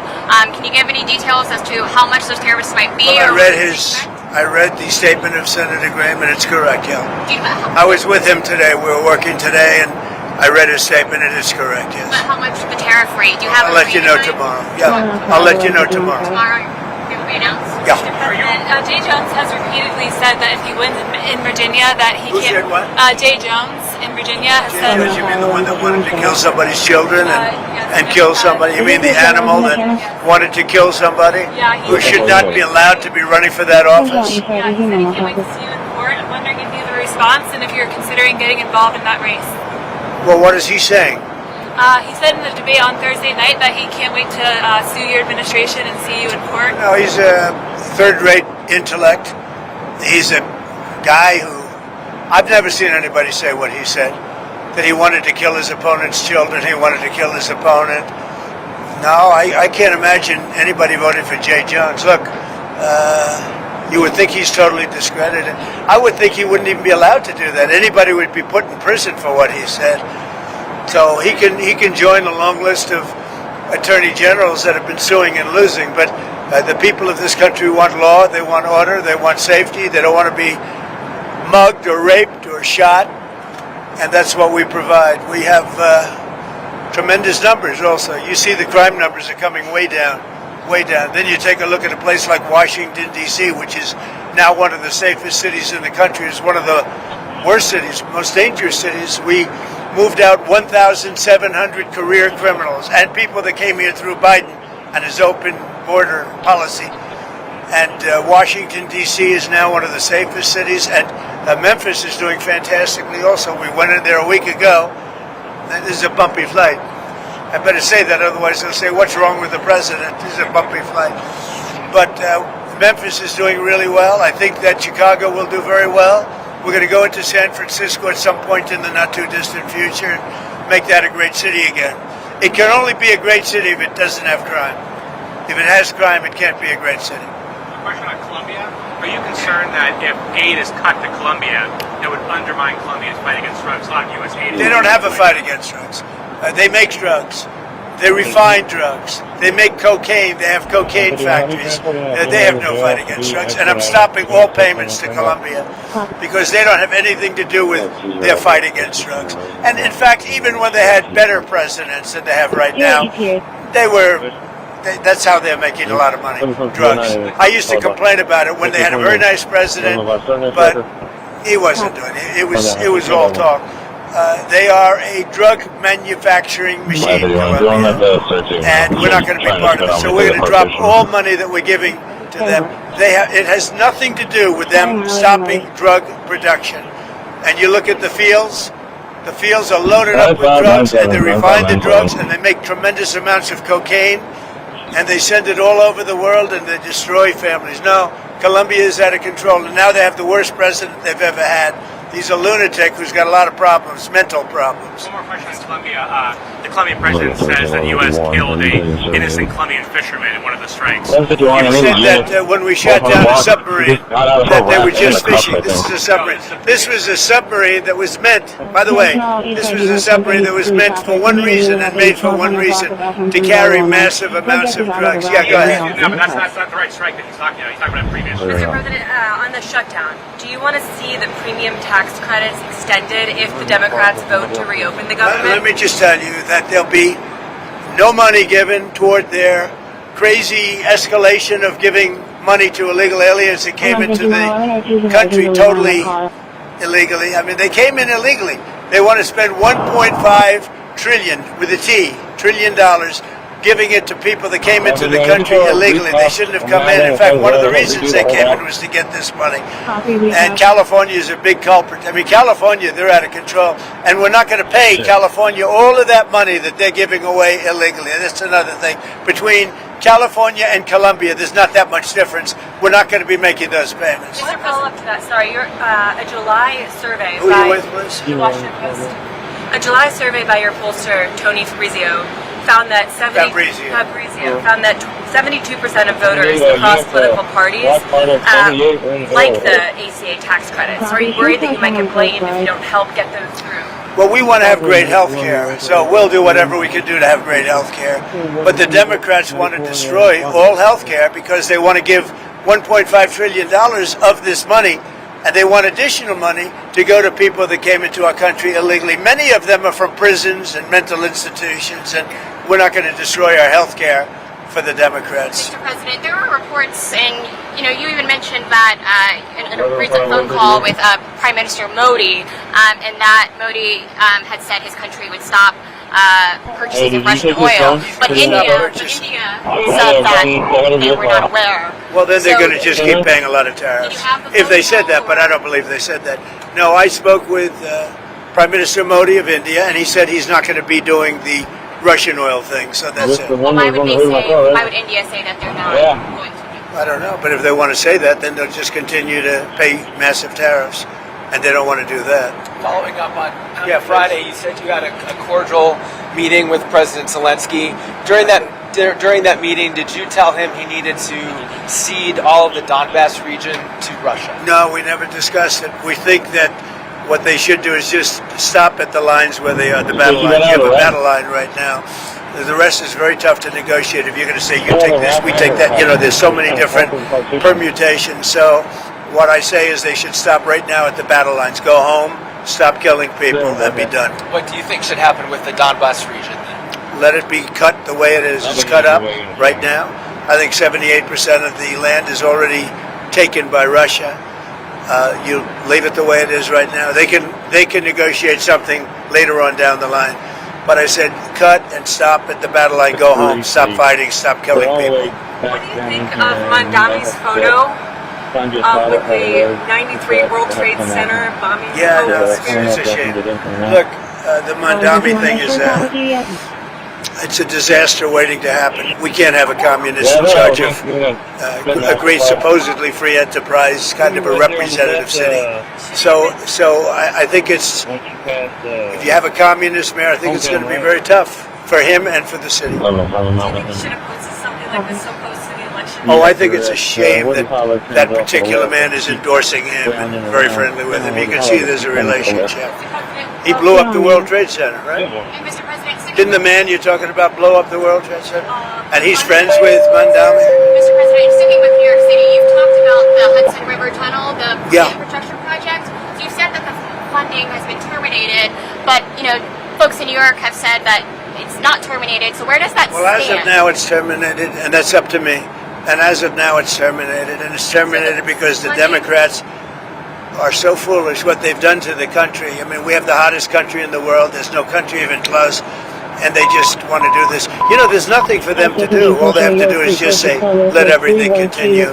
And I will say a lot of Democrats want this to get over. So the administration right now is not sending funding? Right now there is no funding because it's up to me.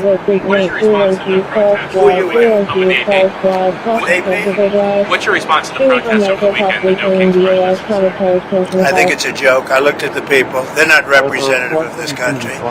And I looked at all the brand new signs paid for, I guess it was paid for by Soros and other radical left lunatics. It looks like it was. We're checking it out. The demonstrations were very small, very ineffective, and the people were whacked out. When you look at those people, those are not representative of the people of our country. Besides San Francisco, By the way, I'm not a king. I'm not a king. I work my ass off to make our country great. That's all it is. I'm not a king at all. Besides San Francisco, are there other cities you're actively looking at for the National Guard right now? Yeah. What about it? I was wondering if you care to comment on that. Well, we've used the National Guard to be very successful in Memphis. You can see the numbers are falling like rocks. Washington, D.C., Chicago is getting better, even though we're going through a lot. And, we're trying to do it in a very nice way. I'm allowed, as you know, as president, like 50% of the presidents have used the Insurrection Act. They can use that, and everybody agrees you're allowed to use that, and there's no more court cases, there's no more anything. We're trying to do it in a nicer manner, but we can always use the Insurrection Act if we want. I mean, you take a look in the past, one in particular president used it 28 times during the course of a presidency. So we're allowed to do that. We thought we could do it in a very nice way. All we want to do is have safe cities. We're not looking for anything that would be spectacular other than crime-free become spectacular. We want to have great crime-free cities. So I'd be allowed to use, if I wanted, the Insurrection Act, and then all of this nonsense would go away. You have the absolute right. It's the strongest power a president has, and you have the absolute right to do it. We wanted to go this route, but we get sued every time you look at somebody. You look at somebody the wrong way, and you end up getting sued. We just want no crime. We want to have crime-free cities. That's not a big, it's pretty common sense, I think, but that's all I want is crime-free cities. I campaigned on it. It's become, I think, even more successful than we thought because of the tremendous success that we had literally in 12 days in Washington, D.C., and it continues. In Washington, D.C., we're so proud of it. People are eating in their restaurants. Restaurants are opening. All the stores and restaurants were closed. You couldn't walk down the street without being mugged or worse. And now it's a safe city. It's considered a very safe city. And it's safe because we took 1,700 people out of there and brought them back to where they came from. Yeah. You said you're going to South Korea to eventually meet with China. I am. That's right. Can you tell us more about your goals for your trip to Asia? Where else you may be going? I have a very good relationship with President Xi of China. We're having disputes on things. They're paying us a lot of money, tremendous amount of money in tariffs, and they'd probably like to have it be less. We'll work on that, but they have to give us some things too. Right now, China's paying a tremendous amount of money in tariffs, like they've never paid before. They paid a lot during my first administration, my first term. Now they're paying an unbelievable amount of money to the United States. They probably can't pay that much, and I'm okay with that. We can lower that, but they have to do things for us too. It's no longer a one-way street. Yeah. What would you lower it to, do you think? Depends. We'll have to see what they want.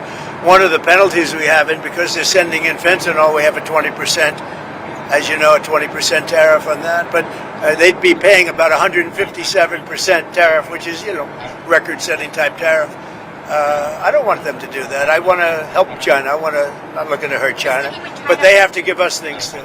Sticking with China, Mr. President, on soybeans, are you confident that you'll be able to get I want them to buy soybeans. One of the things I want is China's going to buy soybeans. I want China to stop with the fentanyl. We're very normal things. I don't want them to play the rare earth game with us. But you want them to, but do you think they will make a deal on soybeans? I do believe, because otherwise I'm not going to make a deal. No, I want them to buy. Our farmers have been boycotted by China as a negotiating point. I don't want that. Our farmers are great, and in particular our soybean farmers, and I want them to start buying soybeans at least in the amount that they were buying before. And I believe they'll be able to do it. Sticking with soybeans, and on Argentina, you're looking to do that deal with Argentina, the bale swap. So, I assume you're talking about beef, to get beef prices down. The only price we have that's high is beef, and we'll get that down. And one of the things we're thinking about doing is beef from Argentina. But my question is, what do you have to say to U.S. farmers who feel that the deal is benefiting Argentina more than it is them, as they are Argentina's fighting for its life, young lady. You don't know anything about it. They're fighting for their life. Nothing's benefiting Argentina. They're fighting for their life. You understand what that means? They have no money. They have no anything. They're fighting so hard to survive.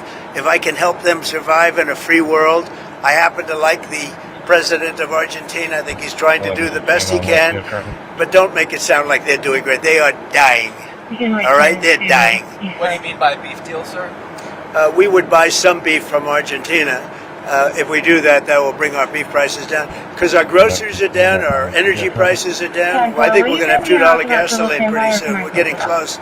And everything's down. The one thing that's kept up is beef. And if we buy some beef, I'm not talking about that much from Argentina, it would help Argentina, which we consider a very good country, a very good ally in a place. Although I must tell you, if you take a look now, South America is turning. Those South American countries are starting to turn very much toward us. They're getting away from socialism, and you can go right down the pack. But they are starting to turn. It's pretty amazing. May I ask you about Israel again? Do you feel that Israel was justified with striking when it did? Striking where? In Gaza. Today and overnight? I'd have to get back to you on that. I'd have to get back. What is the next step? Because we're going to be determined. All of that's is under consideration right now. It's under review. I'm with the Washington Post. On Harvard, you said the other week that you had reached a deal, but we haven't heard anything. What's the holdup? Well, we reached a concept of a deal, but it's pretty complicated because under this deal would be $500 million. They're going to open up trade schools, and I love the idea of trade and trade schools by Harvard. So, they get into like a vocational type school. And the one problem with it, it's very complicated. When do they start? How do they start? Who do they use? There's 1,000 different things. And we may just charge them a fine, big fine, $500 million fine. Mr. President, and they won't do it again. And if they do, we'll have to just charge them another fine. You haven't weighed in on the Virginia gubernatorial race that's in a few weeks. Do you plan to endorse with the lieutenant governor? Well, I think the Republican candidate is very good, and I think she should win because the Democrat candidate's a disaster. So I haven't been too much involved in Virginia. I love the state. I did very well in the state.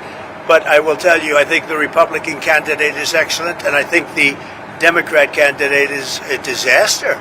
I watched her in the debate. She couldn't answer the most basic question.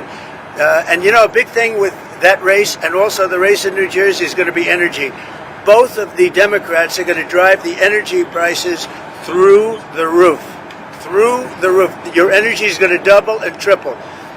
If the Republican gets elected, your energy is going to be coming down by 70, 80%. Thank you very much, everybody. Vote Republican. Should Europe be...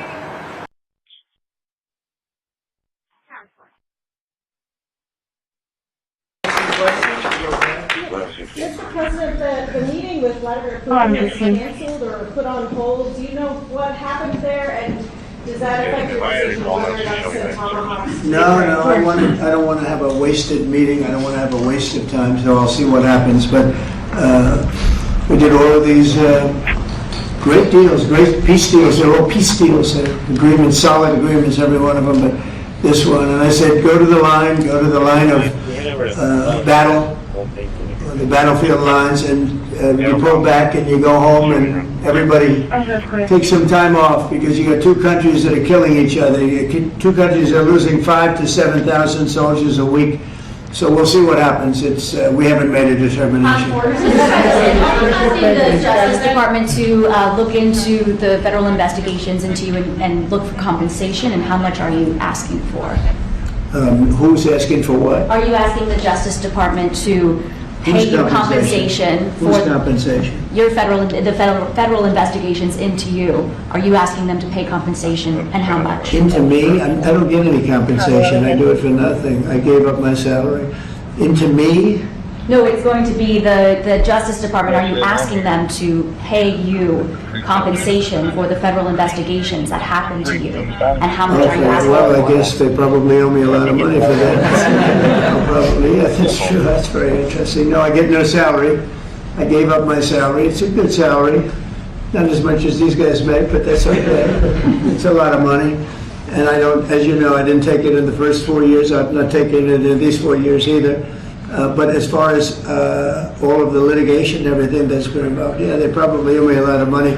But if I get money from our country, I'll do something nice with it, like give it to charity or give it to the White House while we restore the White House. And we're doing a great job in the White House. As you know, the ballroom is under construction. It's going to be, they've been trying to get it for 150 years. And it's really, I think it's going to be fantastic. But we'll see what happens. I mean, we have numerous cases having to do with the fraud of the election, the 2020 election, and because of everything that we found out, I guess they owe me a lot of money, but I'm not looking for money. I'm looking for really, I think it's got to be handled in a proper way. If it's not handled in a proper way, we don't want it to happen again.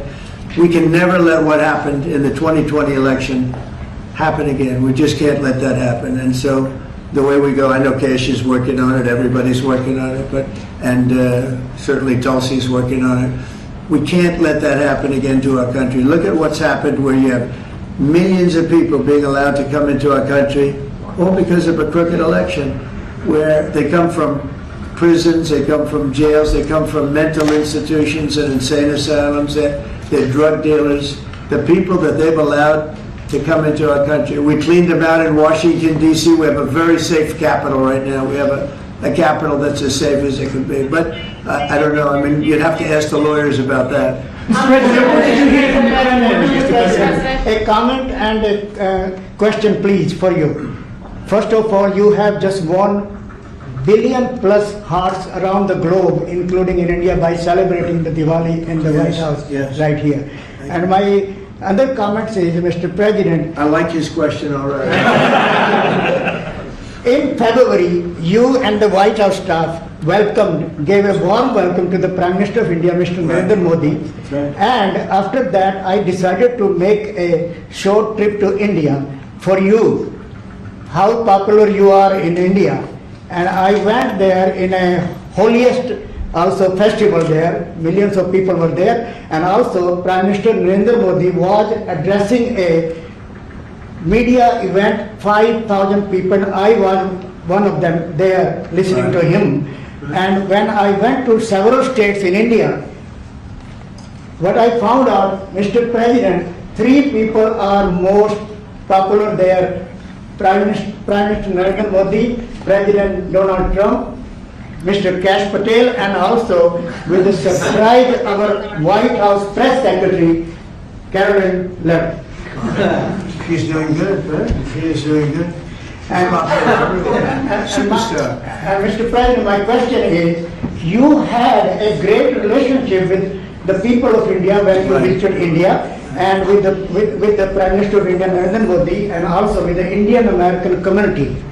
Where do we stand today, all those relations from 45 to 47 in the future, Mr. President? Please, thank you. We stand great, and the people of India, I love the people of India, and we're working on some great deals between our countries. I spoke to Prime Minister Modi today, as I mentioned before, and we just have a very good relationship.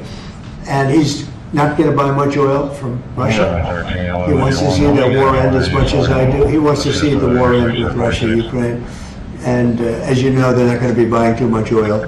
So they've cut it way back, and they're continuing to cut it way back. Mr. President, Yeah, please. an appeals court recently ruled that you can send the National Guard in Oregon. Do you feel unfettered to send the National Guard into whatever city you want now? Well, I guess so. That was the decision that I can send the National Guard if I see problems. I looked at Portland over the weekend. The place is burning down. Just burning down. We weren't there. We weren't We didn't spend much time there because we were waiting for that decision. But the court, maybe that influenced the court. But you look at a place like Portland, it's ridiculous when they say that there's no problem. The place was on fire over the weekend. But we won the case in Court of Appeals. I think it was the Ninth Circuit, so that's pretty good. And a very strong opinion that we have the right to use the National Guard. You would think that would be common sense. We have the right to use the National Guard to put out trouble. Well, that's how I got elected. One of the reasons I got elected. Mr. President, what changed your mind after talking to Vladimir Putin between then and now? Why did you think that a Budapest summit might be wasted time? Well, I didn't say anything. I didn't say it would, and you never know what's going to happen. But a lot of things are happening on that front, on the war front with Ukraine and Russia. And we'll be notifying you over the next 2 days as to what we're doing. Did you hear a lot of things are happening. Did you hear something from the get it solved? Yeah, please. Mr. President, on Ukraine, do you still see a chance for a ceasefire? And what is Putin asking for? Do you still see a chance for a ceasefire? And what is Putin asking for? I do. It's a vicious war. It doesn't really affect us. We sell equipment to them. We sell equipment to NATO. And NATO gives it to Ukraine, but we don't pay anything anymore. Biden spent $350 billion. The war would have never happened if I were president. Would have never, not even a million years. And Putin knows that too. Would have never happened. But it did happen, and I came in, and I have to see if I can put it out. But it doesn't affect us because we're not losing soldiers there. Although, when I first came in, that could have ended up, it's not going to happen. But it could have ended up in World War III. That was really out of control. So now it's they're shooting and they're killing people, and I think Putin wants it to end, and I think Zelensky wants it to end, and I think it's going to end. What is that rumor that he reached out to you about meeting on the government shutdown? Will you meet with him before you leave for Asia on Friday? Well, I will actually. I'd love to meet with them. I just want them to open up the country first. The country is so hot right now, and they've never voted against, continuation. They've never voted against. They've never done that. They're doing this because they have Trump derangement syndrome. But I would love to meet. I would like to meet with both of them. But I set one little caveat. I will only meet if they let the country open. They have to let the country open. The people want to go back to work. They want to be served. They need the services of some people, and a lot of people need the money, the payroll. So I'll do it as soon as they open up the country. I'd like to meet. So you won't meet with them until the government. Just to be clear, you won't meet with them until the government's open. The government has to be open, yeah. Mr. President. You know how long it would take for them to do that? Just say, okay, government's open. That's it. There is nothing. How long? They're not negotiating. What they're doing is saying they lost the negotiation when we got the great big beautiful deal done. They lost that negotiation. Now they're saying, well, we want to get some of the things we lost. But the problem is the things they lost are very bad for our country. We don't want to have people come over from all over the world, from prisons and all, and have them have their health care paid for. We want to take care of people that are American citizens and all. So they want $1.5 trillion of money to be wasted and jeopardize the health care of other people. We're not going to do that. So I would love to meet with them. We want the country open first. Mr. President, a new poll shows that if Curtis Sliwa dropped out of the New York mayoral race, then Andrew Cuomo would only trail Mamdani by 4 points. Would you call Curtis Sliwa to drop out of the race so that can happen? Well, I looked at the polls, and looks like we're going to have a communist as the mayor of New York. It'll be very interesting. But here's the good news. He's got to go through the White House. Everything goes through the White House, at least this White House it does. And we'll have to see what happens. But if he dropped out, he's not going to win. And not looking too good for Cuomo either. But maybe, I don't know, if he dropped out, maybe Cuomo would have a little bit of a chance, but not much. Because it looks like the lead is, it's not a great lead, but it's big enough that he should be able to win. So, I don't know that I want to get involved. It's really a question of, would I rather have a Democrat or a communist? And I would rather have a Democrat than a communist. Will you meet with Mamdani if he wins? Yeah, I'll speak to him. Mr. President. To speak to him, but look, I love New York. I've always loved New York. I just can't believe a thing like this is happening. I left New York, and we had a mayor, de Blasio, who was a disaster, but when I left, it was sort of before he could really take hold. And boy, New York was a hot city, and now it's sad to see what's happening, frankly. And with the communists in charge, look, you just go back 1,000 years. I mean, it's been done many times, 1,000 years. It's never worked once, so it's not going to work now either. Mr. President, you're building your ballroom right now. They're also building the Obama Presidential Library. I'm wondering if you've He needs help. Have you seen pictures of the architecture? And Yeah, I did. It's not too pretty. No, but it's closed. It's stopped. They ran out of money. I mean, he's building a library / museum. You know, you call it some museum, and usually they call it library and museum. That's the official name. And they're stuck. And he wanted only women and DEI to build it. Well, that's what they got. And the construction workers are standing out there and saying, we want to be able to build it. You know, I built a great building in Chicago, as you know, a big, beautiful building, one of the tallest buildings in the country. And we got it built very quickly, very well. And we used the construction workers of Chicago. They're great workers. They're great construction people.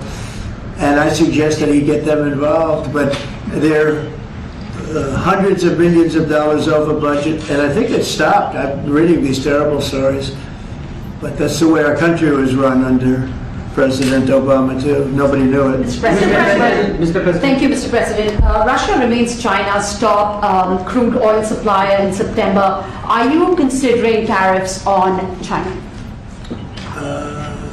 Well, I mean, you read the same papers as I do, but I don't have to read the papers because I'm the one. Right now, as of November 1st, China will have about 155% tariff put on it.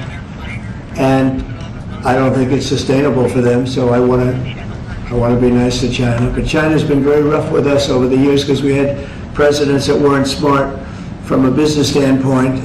Some were good politicians, some weren't even good politicians, but they allowed China to take advantage of us, and every other country to take advantage of us. If you see, I made a deal with the European Union, I made a deal with Japan, with South Korea, I made a lot of these deals that are great deals, and I was able to do it. It's really national security. I was able to do it because of tariffs. And we're getting hundreds of billions, even trillions of dollars paid into the United States. We're a very rich country again. We'll start paying off debt. We'll do a lot of things. We'll probably make a distribution out of some of the tariff money. I think we're going to make a distribution over the next fairly short period of time to the people because we took in so much money from the tariffs. Just European Union, $650 billion. Japan, $550 billion. South Korea, $350 billion. That's even a lot of money for you guys, right? That's not bad, right? But no, we're taking in a lot of money, and it keeps people like this here because that's why they're coming in. I mean, you wouldn't be, I mean, I'm not going to speak for you, but generally they won't be coming in if it weren't for tariffs. They come in here and they don't have to pay any tariff. If they do it outside, they pay a lot of money, a lot of tariffs. The money comes to us.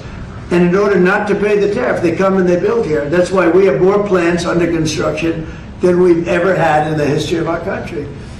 And you wouldn't think it's complicated, but you would have thought somebody would have done this a long time ago, sitting in this beautiful seat behind what's called the Resolute desk. You know that, right? This is a very famous. This is even more famous than any of your desks. But your desks are very good. Follow up on her question to you, because the New York Times is reporting that your legal team is seeking $230 million from your own Justice Department now in response to the investigations into you. Is that something you want your legal team to do? I don't know what the numbers are. I don't even talk to them about it. All I know is that they would owe me a lot of money, but I'm not looking for money. I'd give it to charity or something. I would give it to charity, any money. But look, what they did, they rigged the election. And as you know, we had, in one case, 60 Minutes had to pay us a lot of money. George Slobodanopoulos had to pay us a lot of money, and they already paid. You know, they paid me a lot of money because what they did was wrong. And you know, when somebody does what's wrong, now with the country, it's interesting because I'm the one that makes the decision, right? And, that decision would have to go across my desk. And it's awfully strange to make a decision where I'm paying myself. In other words, did you ever have one of those cases where you have to decide how much you're paying yourself in damages? But I was damaged very greatly, and any money that I would get, I would give to charity. Thank you, Mr. President. Yeah, please, go ahead. Is the Democrat Party now more Zoran Mondani's party than it is even Leader Schumer's or Leader Probably Gavin's? is, yeah. Maybe he'll run for president in 4 years. You have a communist president. That would be interesting, right? I don't see it happening. I've always said you will never see, and I always talk about socialism, and you will never see a socialist so-and-so. And I was right. I say it in speeches. We will not have socialism in our country. And I was right. Communism, yes, but in other words, they skipped socialism and they went down to communism. No, he's a communist, and he's going to be maybe the mayor of New York. I don't know. Maybe polls are wrong, but these polls seem to be pretty consistent. But he would be. I would say he would be the leader of the party. It's not Schumer. Schumer's shot. He's shot. This poor guy, I feel sorry for him. I known him for a long time, but he's. I think he's mentally gone. He's been beat up by young, radical lunatics. And I think Chuck Schumer he's gonzo.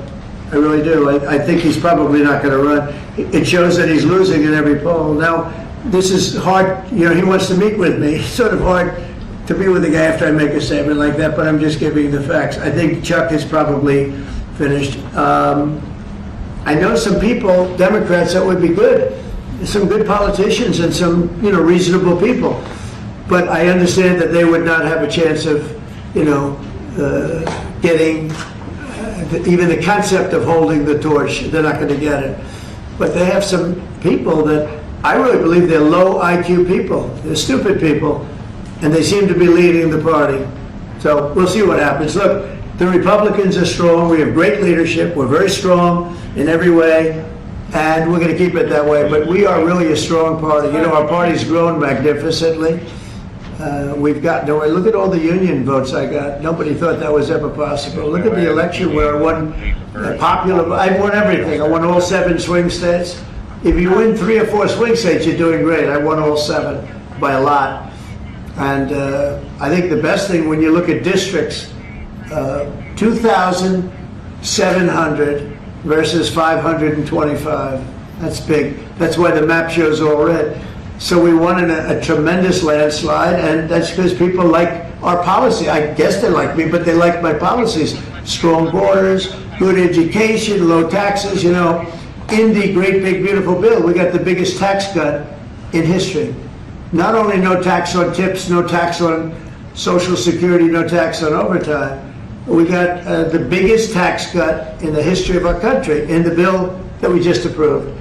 And I think people see that and they like it, and that's why we're doing well, but they are not. They do not have leadership. Thank you very much, everybody. Thank you, guys. Thank you very much. Thank you, guys.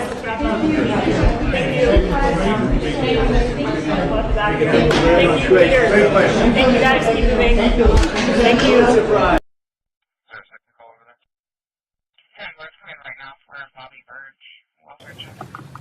Thanks, Mr.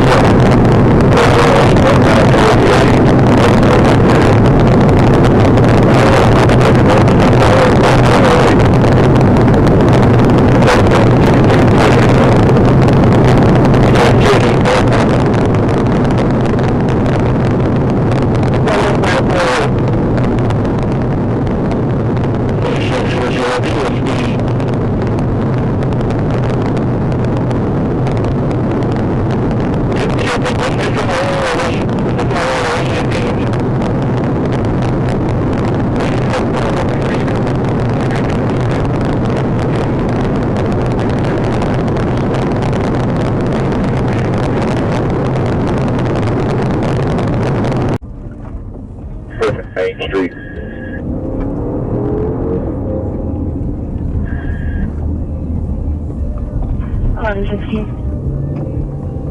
maybe I'll do it anyway. Go back to the left, back to the south, down the main road, and then make a right. I was unable to see the instant data birth that was dropped from the group. I'll give you a call. I'll make a right turn, go down the main.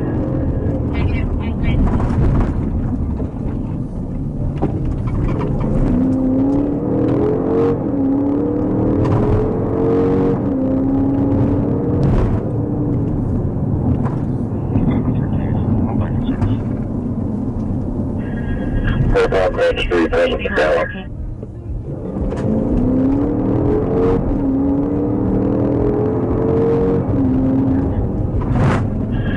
I want to make a right. Make a right right there. And go all the way towards downtown. Oh, crap. And he's right there. I don't know if you can or not, but he's right there again.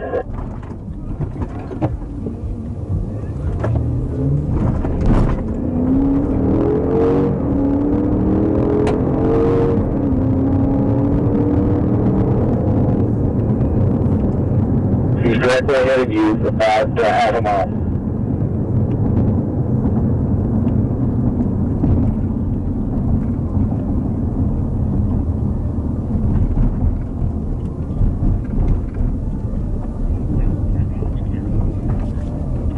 We're still northbound, Peter Street.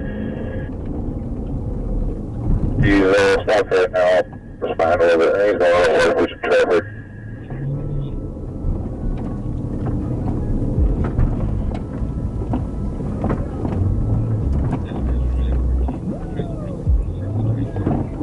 What are you doing?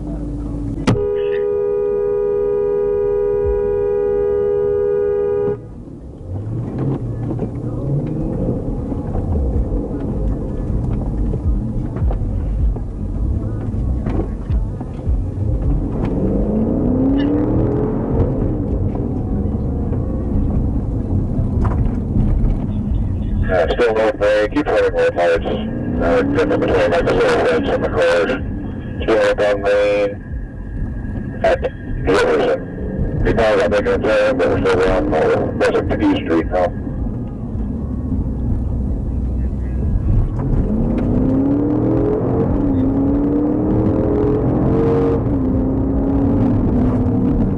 Now we're making a left-hand turn on B Street, going west down B Street.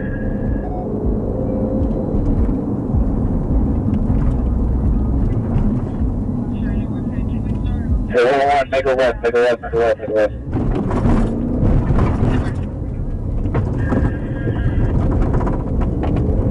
Intersection, make a right, and when you do, he's going to be ahead of you. Go on Travis Street, go to Dallas. Yeah, Top Balls Drive, Dallas.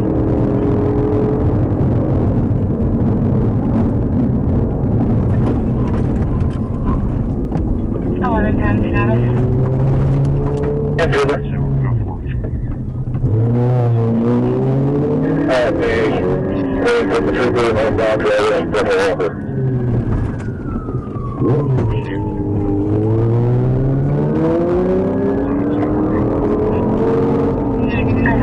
Get down the gate.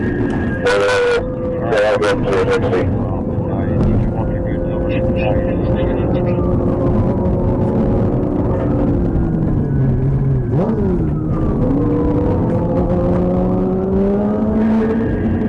He's down the gate.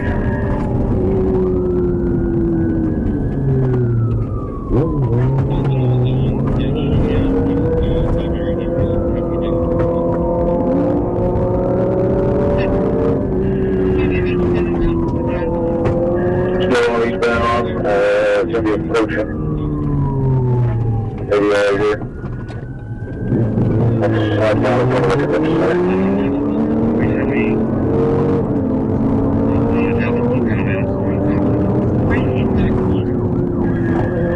Simulcasting again. I'm using one at C0 or southbound from the convention center. With a pole.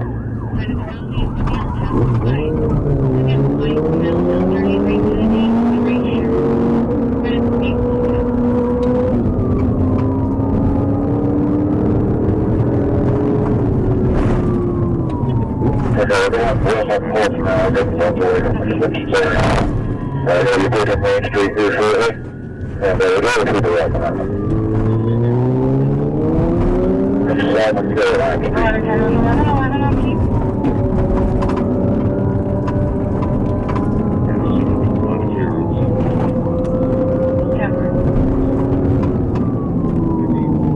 That's going to go to the right side. Once you're back there, the trooper exercise perfect. They're going to right hand turn on B Street, west on B Street.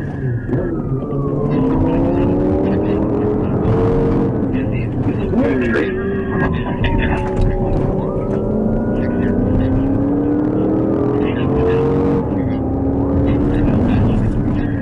Clear Main. Approaching Louisiana Street.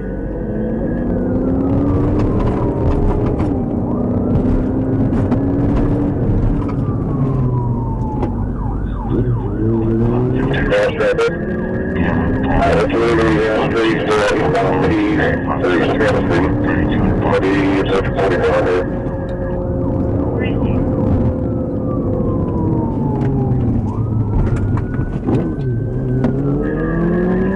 He's in the 44 ramp, William. Well done.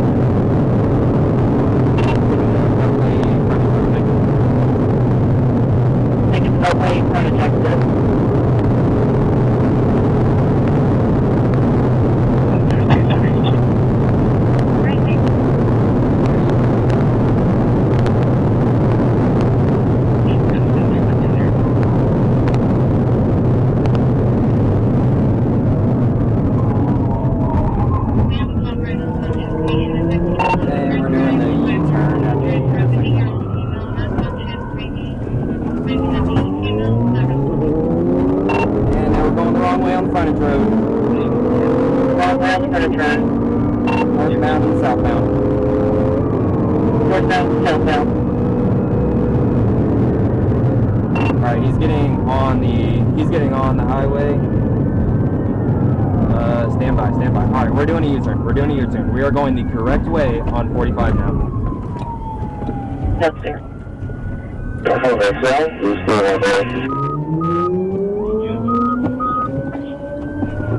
Okay, he took the exit. He did another U-turn. Now he is going southbound on the southbound frontage road. Southbound frontage road.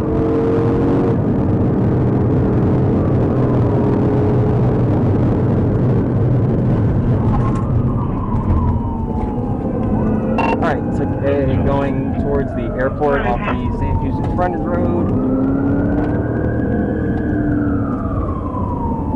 East on the Beltway Service Road.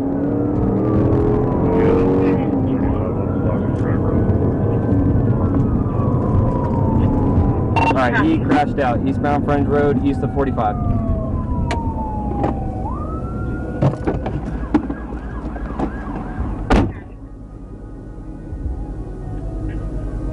To the 29. Can we get a supervisor to assist?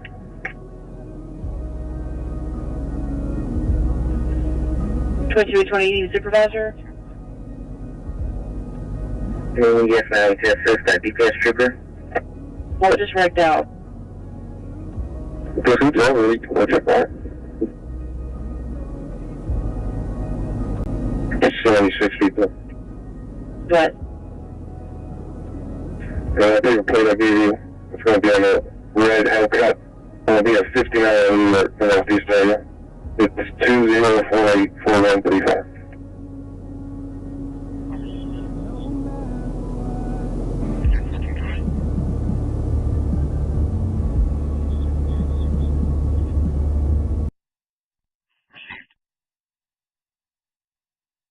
Right now, they haven't made contact with them. They did leave a voicemail, but as soon as they do make contact, I'll give you an update.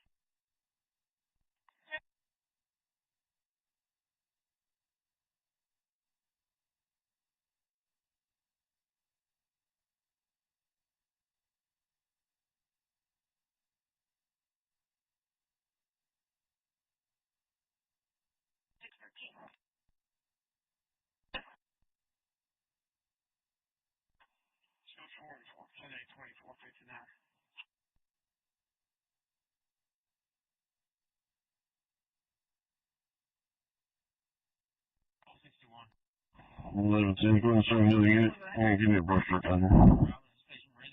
Copy.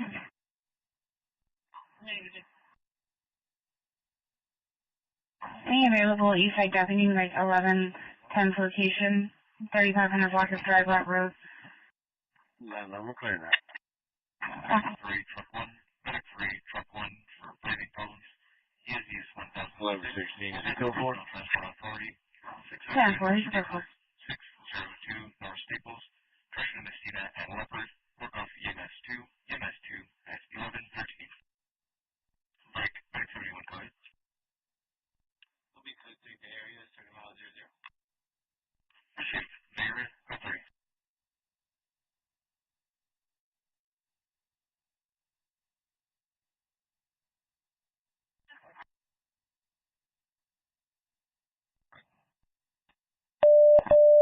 Received. Truck 1 will show you available at headquarters.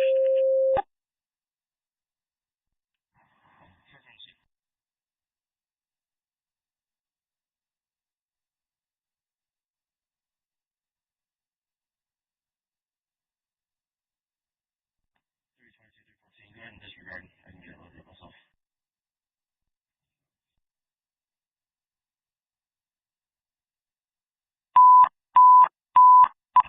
Measure to the attention of York Creek Fire Department. Make the 3,000 block of Dry Rock Road, 3,000 block of Dry Rock Road. Cross is going to be Gustav Lane for a illegal run. Also to the attention of York Creek, make the 3,000 block of Dry Rock Road, 3,000 block of Dry Rock Road. Cross is going to be Gustav Lane. It's going to be for an illegal run. Time of 11:13. 11:12. 11:10. If you can, it's not going to be a control over. Generally, burn. 10-4, we only have the call site for control burn. Yes, man, small 71. Address out here is 3501. Drive Road. 571. Perfect. 71, then I'll drive out. 571. We have a deputy who saw smoke and is out with it right now, advising he's going to be in over requesting a brush truck. It's also going to have updated address 3501 Drive Out Road, 3501 Drive Out Road.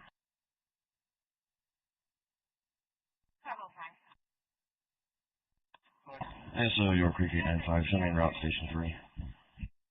Copy 895, will you clear on information? Yeah, I'm direct on that. Copy.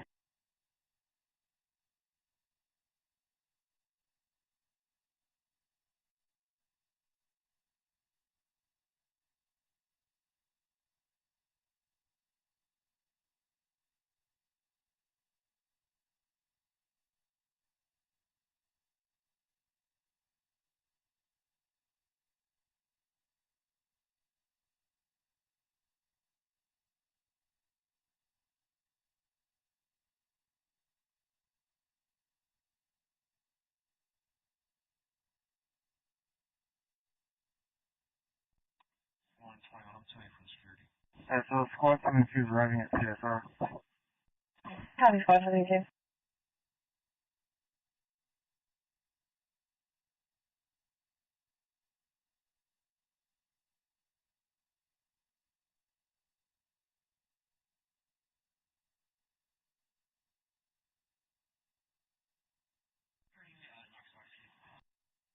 Received 1117.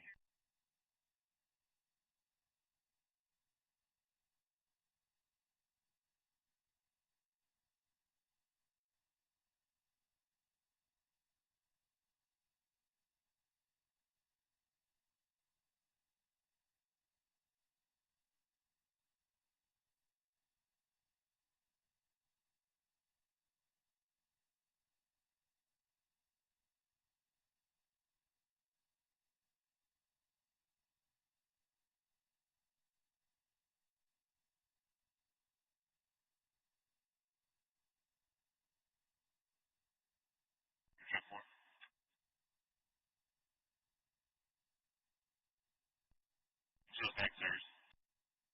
Received.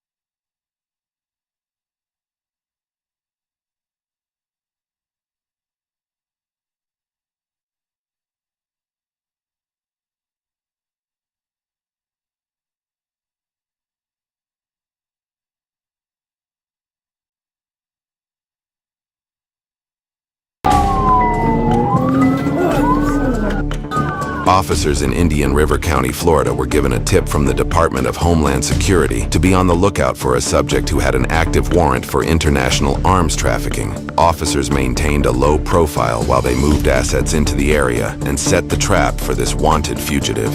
Do we verify our target? 10-4, it's going to be out of Pennsylvania. November 0 Tango, November 1 Charlie Echo. Comes back to a 2007 silver Acura SUV.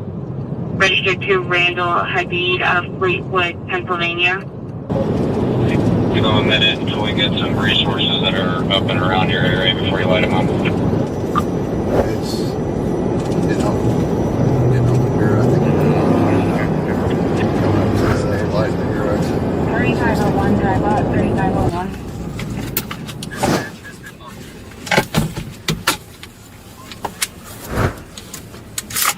105, I'm getting off 95 right now. Are you still stuck at the light?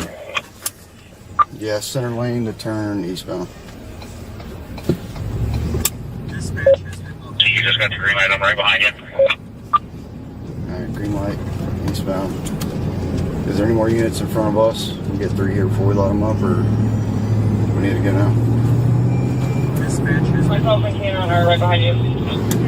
2174. I'm going to your right.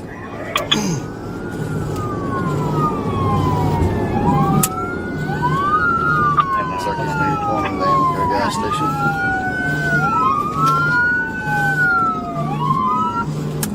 Dispatch 2175.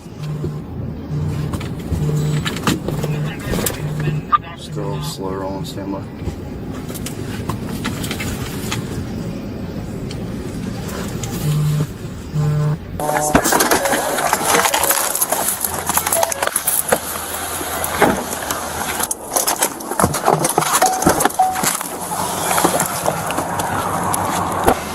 Alright, before we got him stopped, we're at 90th, 105, take over command.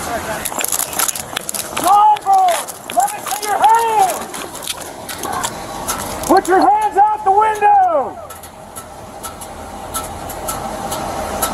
Open the door with your left hand from the outside. Do it now! Step out of the vehicle. Keep your hands in the air. Do it now!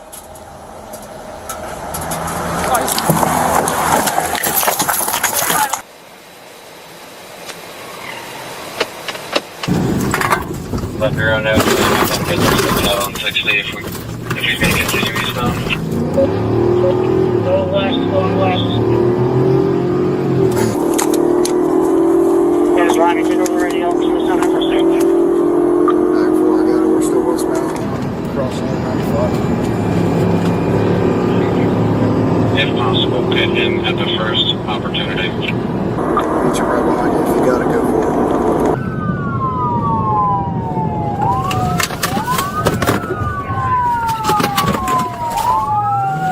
Where's the threat? Stand by. Coming up to 98. Looks like he's spinning around back eastbound. Firearm, firearm, firearm.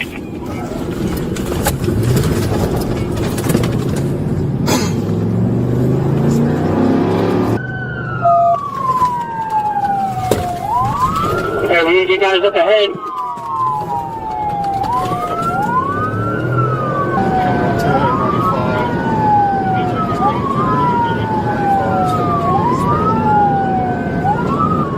I saw a firearm, Houston. I saw a firearm. You pointed a firearm at you? Negative, I see through the window. Turn around, westbound.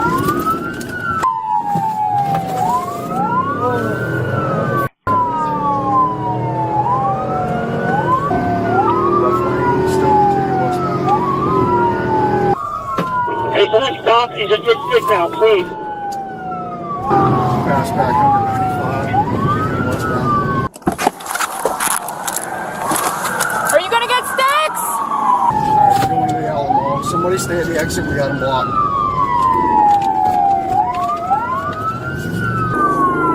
Put sticks at the exit of the Alamo. He's coming back around, stand by.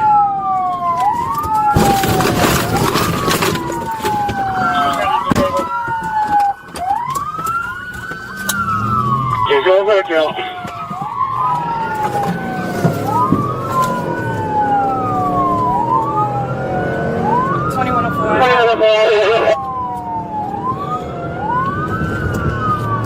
He's hopping on 95 southbound.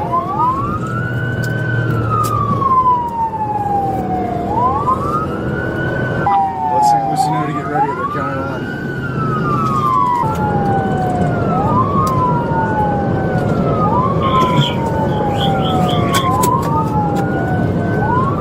Still southbound. We're going into center lane. 354. 48 on cancel 70. Yes, sir. I'm putting it out. 120. If I can get some units in the northbound lane in case he whips back around, because I see lights up front.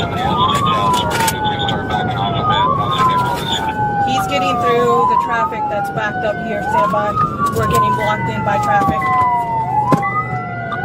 about to crash. Stand by, stand by.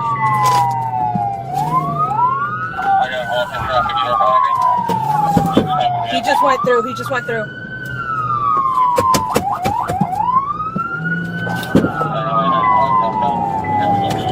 Approaching the county line.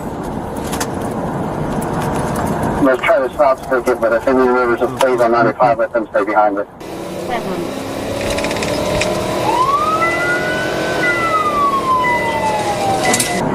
Vehicle 14 has multiple 7-0s in the vehicle. We just entered St. Lucie County. He's in the far right lane. They're passing by. Get the lights out. That's 10-4. They're still northbound. Getting turned around now. We're 1 mile away from Adriel Road. Left lane, mile marker 138. You guys can set up stingers, that'd be great. Mile marker 134. We're getting here to Orange Avenue exit. Center lane, traffic is moving into the center lane, back to the left lane.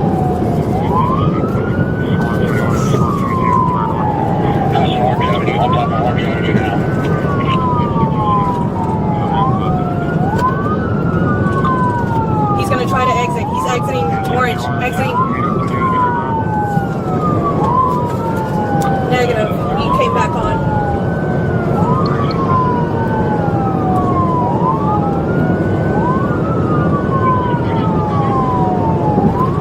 We're passing the southbound exit for Orange Avenue. St. Lucie's coming on the ramp now.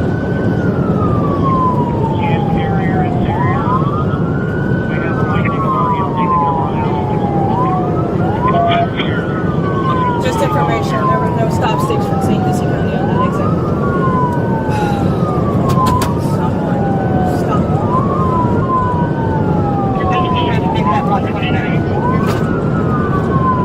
10-4, let him know we're in this left lane, left lane.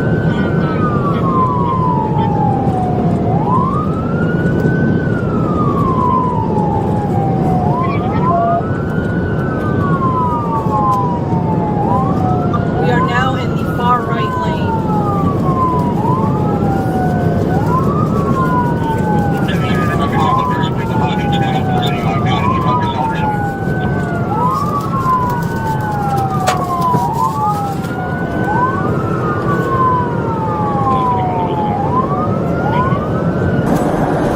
Behind the river. Get the f*** over! That's lane passing the 127.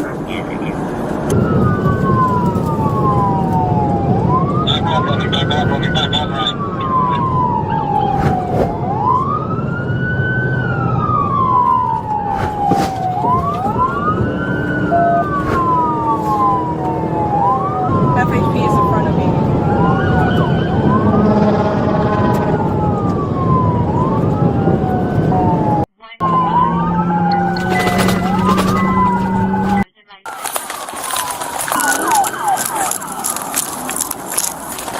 You see him? Hey, left, left, left! Get right this way!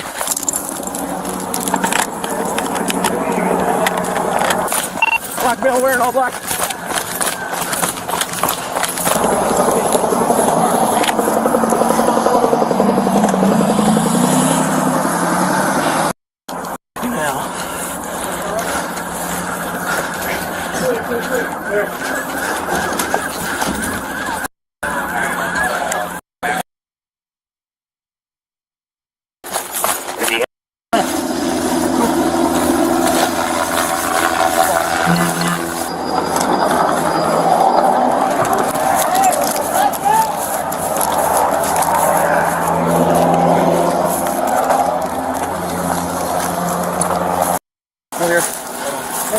Now going southbound. If you guys continue east. I don't know if you told him or not. I couldn't get it over the radio. I was. Not be like that, but reality is that it is. In a Trinidad and Tobago. All of the serial numbers on the firearms had been obliterated. Varun pleaded guilty to the charges and was sentenced to 7 years in federal prison. He is currently serving his sentence at MCFP Springfield in Missouri. Honestly, Alex, this apprehension is going to be a thing. You're welcome. Oh, it wasn't because of my pit. He recovered after my pit. We'll call it an apprehension. He's going in the daily. And then I hit the brakes when I was... Alex Stevens, apprehended a federal fugitive, international fugitive.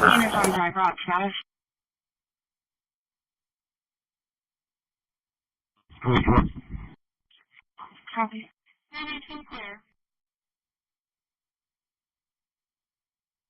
114, call for service, traffic hazard. 114. Can you build me a call at the annex for a wanted subject and I'll be at 171 Alpha. Call squad 71 Delta. You need backup? Negative. 6901, Old Seguin Moving Road, 6901, Old Seguin Moving Road. Callers advising there's going to be a tree blocking part of the roadway right before you arrive at this address. You are headed eastbound. The call is still if nothing dispatched yet. Copy, around. Clear. They just pulled on to Memorial to get off of Wildcat.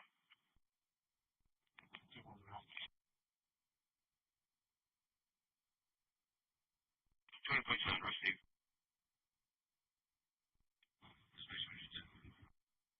Engine said go ahead.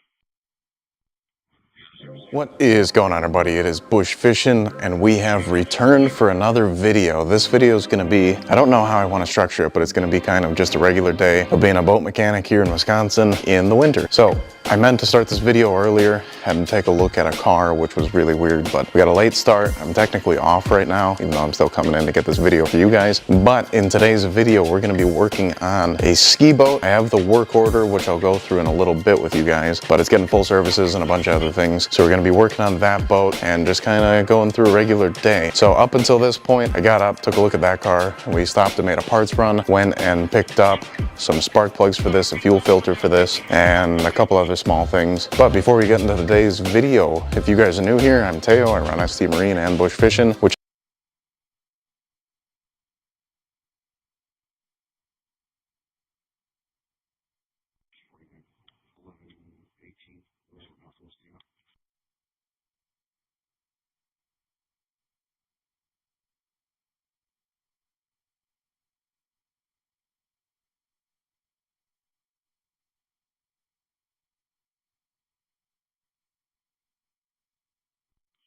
Delta 140. You show me clear 59. You can give me the call maybe. 10-4. Contact the Delta. That's 171. Okay.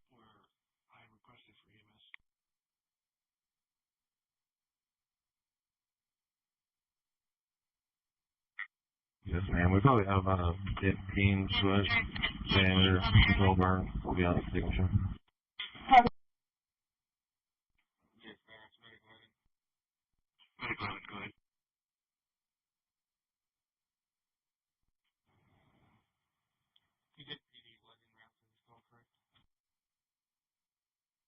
The car is built, but they have not been dispatched yet. Okay. Occupant was sleeping. The vehicle does have some front end damage with a front comment is flat. Unsure if he hit something today or what, but PD would need to be notified just to investigate. Received.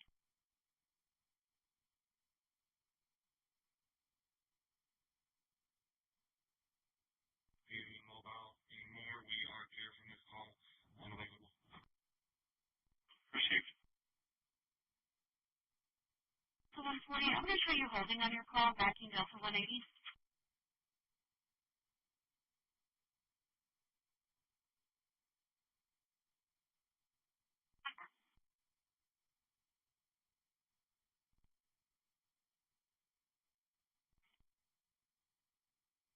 $11:15. Extra patrol.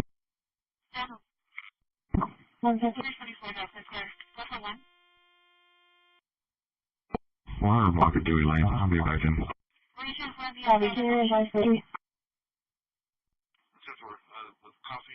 It's going to be Dewey Lane.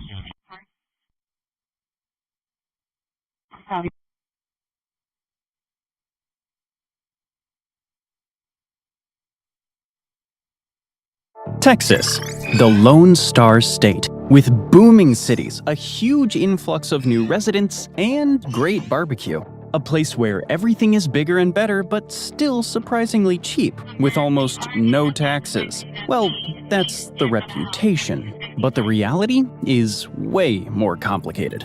In fact, a 2023 study by CNBC even found that Texas was the worst state in America to live in, just ahead of the sun-scorched desert of Arizona. How can that be? Let's take a closer look at the truth about Texas no one talks about. We'll start with some basics: the weather. While you may think the weather in Texas is milder than in many states, particularly if you currently live in the frigid north of the country, it can also be very extreme. The state sits right in the middle of an area known as Tornado Alley, which is, well, exactly what it sounds like. Basically, a whole lot of tornadoes pass through it, destroying everything in their wake. In fact, Texas is ranked in the top 5 states nationwide for most tornadoes, averaging around 120 per year, or in other words, 1 tornado every 3 days. North Texas residents especially need to have access to an underground shelter nearby, since they get hit with more tornadoes than most. While you can mostly protect yourself from tornadoes by hiding underground, you can't take your whole house with you. And 250 mile an hour, 402 kilometer an hour winds don't mix well with roofs and walls. That means unless you have really great, usually extra and specific tornado insurance, unlikely, as you'll see later on, tornadoes can deal some devastating damage to your finances. If you're in the southeast, you don't need to worry that much about tornadoes, but you will get slammed by hurricanes. There's almost no corner of the state that escapes natural disasters. Since Texas is right on the Gulf of America, formerly the Gulf of Mexico, that means the coast and even some inland cities are especially vulnerable. Since some of Texas's biggest cities, including Houston, the 4th biggest city in the country, sit right on the coast, that creates a huge problem. On August 25, 2017, Hurricane Harvey made landfall just northeast of Corpus Christi, having intensified into a Category 4 hurricane while barreling towards the Texas coast. Wind gusts took out the international airport and caused severe damage to coastal towns, destroying hundreds of homes and businesses in the Rockport and Fulton area. Water and power were cut off for weeks, something you'll see isn't all that rare for Texas. 103 people died in the state, and the National Oceanic and Atmospheric Administration, NOAA, estimated the total damage to be around $125 billion, though some numbers are even higher. Unfortunately, hurricane season will likely get worse and worse over time due to climate change, making living on the Texas coast pretty risky. And if all that wasn't enough, thanks to dry, hot conditions in large sections of the state, Texas is often scorched by wildfires. In February of 2024, the Smokehouse Creek fire roared into existence after a utility pole downed a power line. It rapidly covered over 1.1 million acres, 445,154 hectares in just a week, burning an area slightly bigger than Rhode Island. The damage was so intense that it ended up being the biggest fire in Texas history, and the 9th biggest fire ever in U.S. history. And we haven't even touched the golf ball-sized hail, flash floods, and thunderstorms. This cornucopia of disasters has naturally started affecting homeowners' ability to get insured. The risk from extreme weather is increasing due to climate change, and many insurance companies are imposing insane premiums in Houston and the surrounding coast, or even refusing to insure homeowners at all. According to Bankrate, Texas is currently the 6th most expensive state for home insurance, with an average annual premium of just over $4,000 for a $300,000 home. Insurance website Insurify believes that due to increasingly severe weather, Texas will climb to 5th place by the end of 2025. So how much is the weather really worsening in the Lone Star State? Well, NOAA has been tracking the severity of natural disasters in Texas and showed that in the early 2000s, the state had about 2.5 weather disasters per year with damage in the billions. By the mid-2020s, that number was up to 8.5 weather disasters per year. That's had a serious impact, not just on longtime residents in hurricane-prone areas, but also on the many newcomers who moved to Texas for the relatively affordable real estate. Now, many are facing extortionate insurance premiums, or worse, the prospect of insurance companies refusing to cover their homes at all in the coming year. Other areas of the state face high winds. Amarillo, Texas actually ranked as the windiest city in the United States. Due to the relative lack of vegetation and humidity in those regions, dust storms can be fierce. And that's before we mention the air, but we'll get to that soon. This is what Denton, Texas looks like in the middle of a dust storm. Strangely enough, the same state that is subject to droughts is also subject to floods. But these extremes also mean that water usage is sometimes restricted to make sure there's enough for everyone. But at least during those blistering, often humid Texas summers, depending on where you are, you can count on the AC to keep you cool, right? Well, maybe. Texas has a unique electrical grid, and not in a good way. It's mostly disconnected from the rest of the US, a decision rooted in the state's fierce sense of independence, which apparently extends even to power lines. For those unfamiliar with why Texas is so obsessed with independence, here's a bit of history. Texas was once part of Mexico until it revolted and declared itself an independent republic. It remained a sovereign nation for nearly a decade, from March 2, 1836 to February 19, 1846. Secession is still an issue often raised by some Texas politicians and citizens when federal politics don't appear to be going their way. One 2024 poll by Redfield and Wilton Strategies found that 33% of Texans supported secession. While that's not a majority, it's certainly a significant amount. This history of independence has affected state politics up to this day, as Texans often feel they want to operate without much interference from the federal government. The phrase "don't tread on me" is often used in political protests to signify Texas's feelings of independence. However, it has also led to Texas wanting to maintain a lot of control of its own affairs, up to, but not limited to, its power generation. Unfortunately, the Texas power grid has a habit of failing when it's needed most, thanks in part to the ironically named Electric Reliability Council of Texas, or ERCOT. The grid especially tends to fail in extreme weather, which, as we've already covered, Texas has plenty of. You may remember when the state made the news in 2021 for its entire grid failing for several days during Winter Storm Uri. A snowstorm hit the state, dumping 3 to 6 inches, 7.6 to 15 centimeters of snow on cities like Dallas and Austin. Maybe that doesn't sound like a huge amount, but in a state that isn't used to that kind of weather, people's electricity, heating, and water shut down. Residents were left lighting fires and huddling under blankets for warmth. In the end, over 200 people died from a lack of utilities and freezing temperatures. From that moment, many Texans have been anxious about impending snowstorms or cold fronts, urging each other to stock up on bottled water, food, and toilet paper, even in advance of below freezing temperatures with no storm in sight. It's not a great sign for your state when the thermometer hitting 25 degrees Fahrenheit, 4 below Celsius, turns citizens into survivalists. But surely the state government learned from their mistakes and have now done something after such a public failure of their power grid? Well, some people did try to by taking the electric company to court. Unfortunately, the court ruled that the privately owned power grid in Texas has no obligation to provide power in times of crisis. And while Texas decided providing an unreliable grid wasn't enough, they also deregulated their utility prices. While this isn't bad for those with fixed-rate energy contracts, some Texans still have variable-rate contracts, meaning when it's hard to provide power, utility companies will spike their prices up by a lot.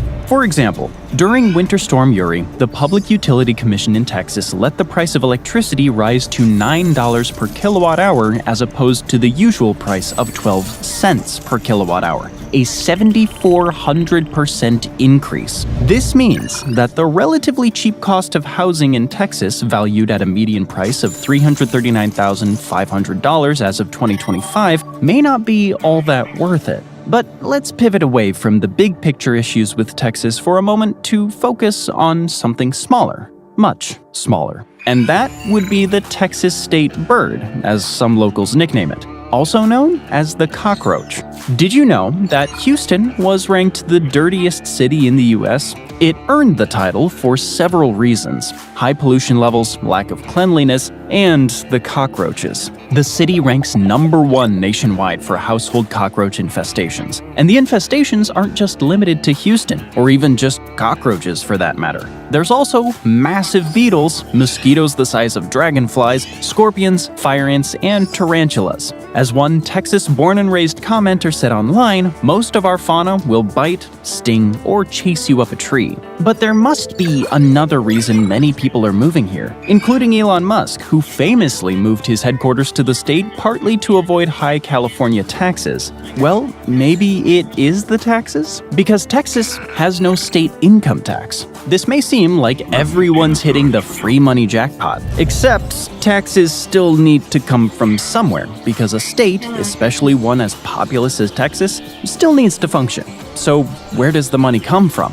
The answer is property taxes. Texas has some of the highest property taxes in the country, with a median of 1.67% and an average of 1.9%, compared to the US median rate of 1.02%. That means the median annual Texas property tax bill comes out to just under $4,000, as opposed to the nationwide cost of $2,400. But that's not the only high tax the state has. It also has one of the highest sales tax rates, amounting to 6.25%. Some local municipalities also add up to a 2% surcharge on that, meaning that there are areas in Texas where you can end up paying 8.25% in sales tax on almost every purchase. That makes the statewide sales tax rank 13th across US states, though that doesn't account for the extra 2% many local areas and businesses impose. So even though there's no state income tax, people may not end up saving much at all by moving to Texas, thanks to all the other hidden costs.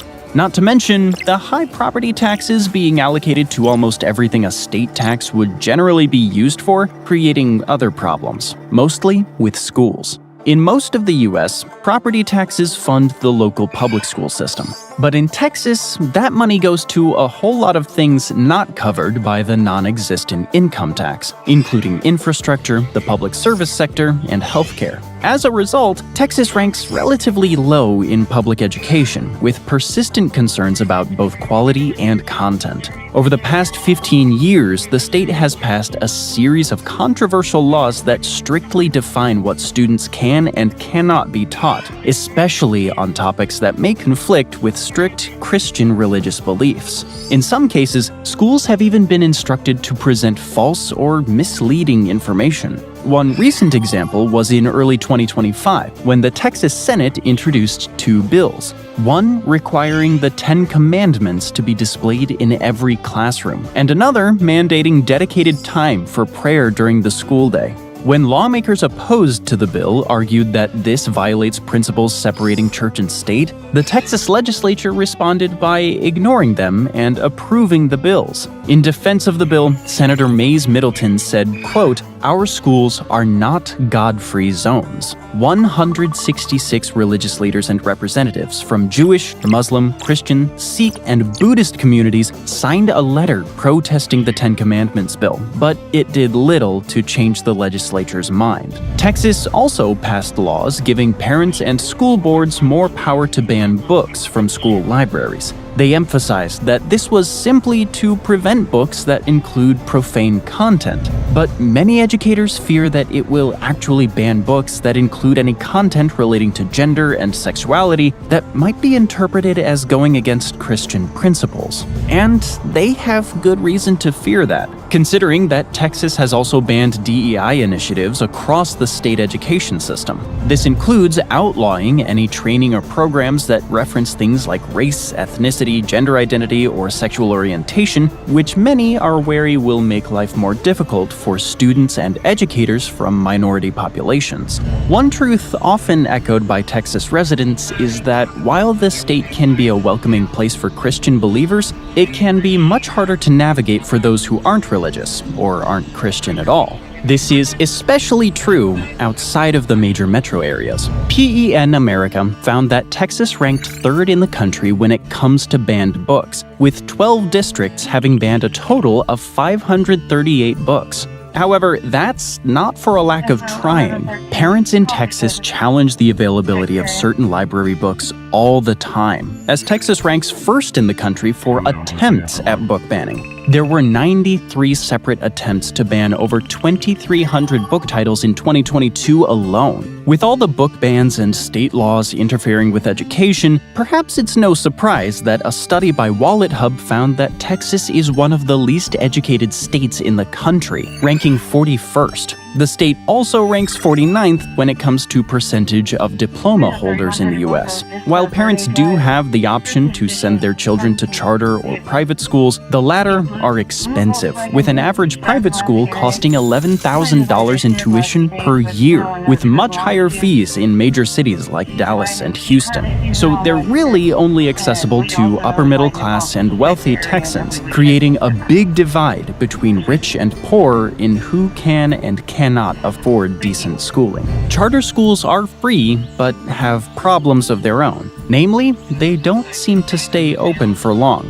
Between 2020 and 2022, 55 Texas charter schools closed. While the pandemic was ongoing then, students were still engaging in e-learning, and public schools didn't experience anywhere near this closure rate. And the problem wasn't just relegated to the pandemic years. San Antonio's Jubilee Academy's Highland Park closed just 2 weeks after the 2023 school year started. 210 students were left with nowhere to go, and parents scrambling last minute for education solutions. Data shows that 1 in 4 charter schools fails within 5 years of opening, and within 10 years, 40% of them fail overall.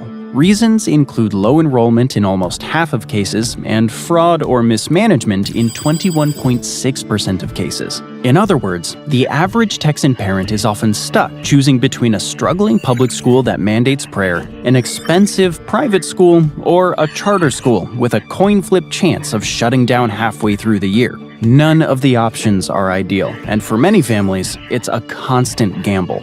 But at least they're paying less in taxes? Well, whatever Texans do end up saving in taxes, they may end up paying in healthcare.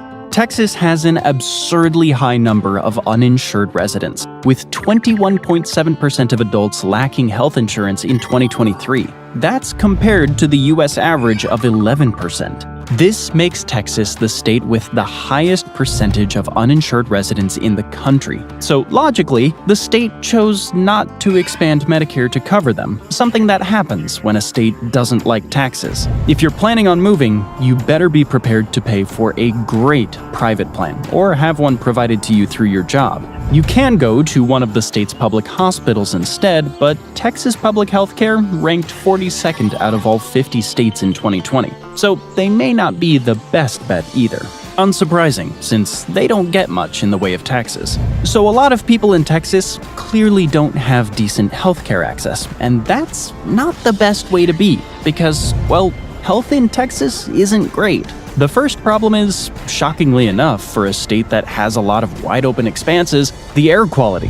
Texas is the heart of the U.S. oil and gas industry, and a lot of places that rely on those industries, particularly in West Texas, rank as some of the most polluted cities in the country. For people with asthma and other breathing issues, living in Texas, particularly West Texas, is difficult. 2.3 million people in Texas live within half a mile, 0.8 kilometers, of oil and gas operations, spewing more than 8,500 tons, 7.7 million kilograms of pollution in the air, including substances like benzene, formaldehyde, methane, and plenty of others. A huge segment of West Texas, including most of the counties around Odessa and Midland, has a cancer risk that exceeds the EPA's level of concern. And if that wasn't enough, Dallas ranked as the second worst city in the US for allergy sufferers in 2023, thanks to sky-high pollen counts and the state's generally dusty conditions. In fact, many people who move to Texas develop allergies for the first time in their lives.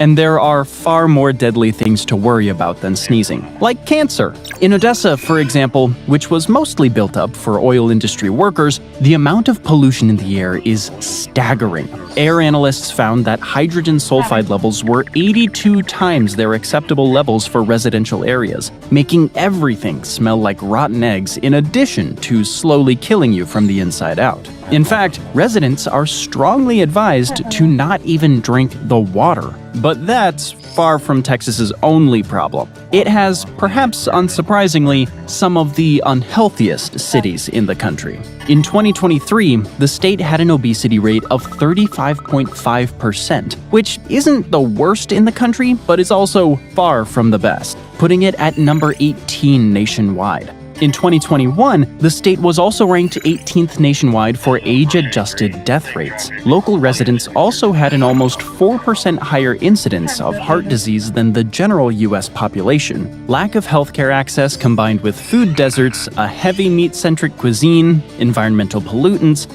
and an intense car culture that leads to people living pretty sedentary lives have caused relatively shorter lifespans in Texas. Residents live an average of 76.5 years, as opposed to the U.S. average of 77.4 years. Speaking of car culture, there's one expense most Texans can't avoid: owning a car and paying for gas. Even in massive cities like Houston and Dallas, public transportation options are limited. As a result, 93% of households in Harris County, where Houston is located, and 95.4% in Dallas own a car, placing them among the highest car ownership areas in any U.S. metro area. In contrast, major metropolitan areas like Chicago and Washington, D.C. only had 72.5% and 62.7% of vehicles with car ownership.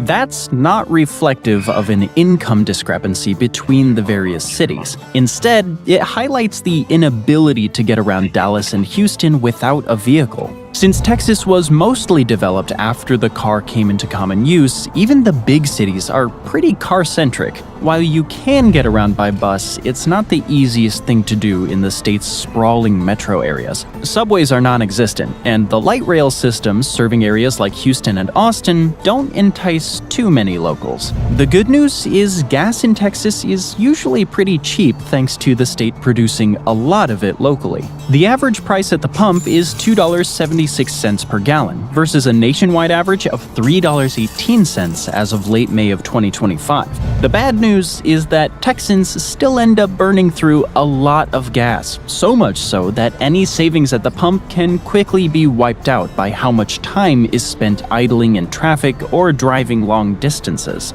And forget about walking as an alternative. In many big city neighborhoods, it's almost impossible to get around on foot. Urban and suburban areas are so car-centric that crossing a main street might require walking hundreds of feet just to find a safe intersection. In fact, some main streets don't even have sidewalks. Not to mention, since Texas is the second biggest state in the country, the distances from one place to another are often enormous. So Texans absolutely need a car, and preferably one that can handle the horrible weather conditions and less than great roads in the deep country to get around the state. As you might imagine, in big cities where getting around by car is the only option, traffic in places like Houston, Austin, and Dallas can be intense. Gridlock has become a severe problem, with Houston now ranking in the top 10 cities nationwide for traffic during rush hour commutes. The average commute in Houston was 29.8 minutes, just under Los Angeles at 30.1 minutes. Notoriously one of the largest and most congested cities in the country.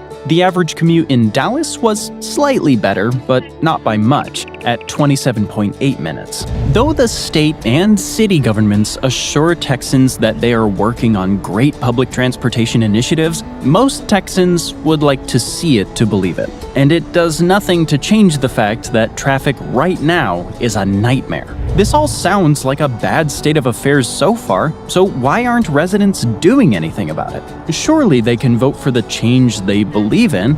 Many Texans are perfectly fine with how things are going, and those who do want to change state regulations and laws with their vote may have a tough time, as Texas has been leading the charge in voter suppression laws. Texan Senate Bill 1 was introduced to make life more difficult for many Texans who wanted to vote. A series of hoops were put in place for those who want to vote by mail, and help for people with disabilities or language barriers was severely restricted, which some people argued targeted specific political demographics. Unfortunately, the bill became a law in 2021. However, a federal judge ruled parts of it illegal since they violate the Voting Rights Act. Though there are certainly a lot of advantages to living in Texas, many people are unaware of the hidden costs and realities of life in the state. Thanks for joining me today. I hope you enjoyed the video, and if you want to see more videos like this, then please consider subscribing and turn on notifications. Really.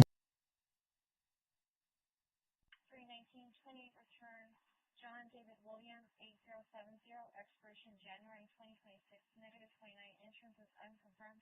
2017 Ram pickup, white in color, to Union Leasing Trust out of Illinois.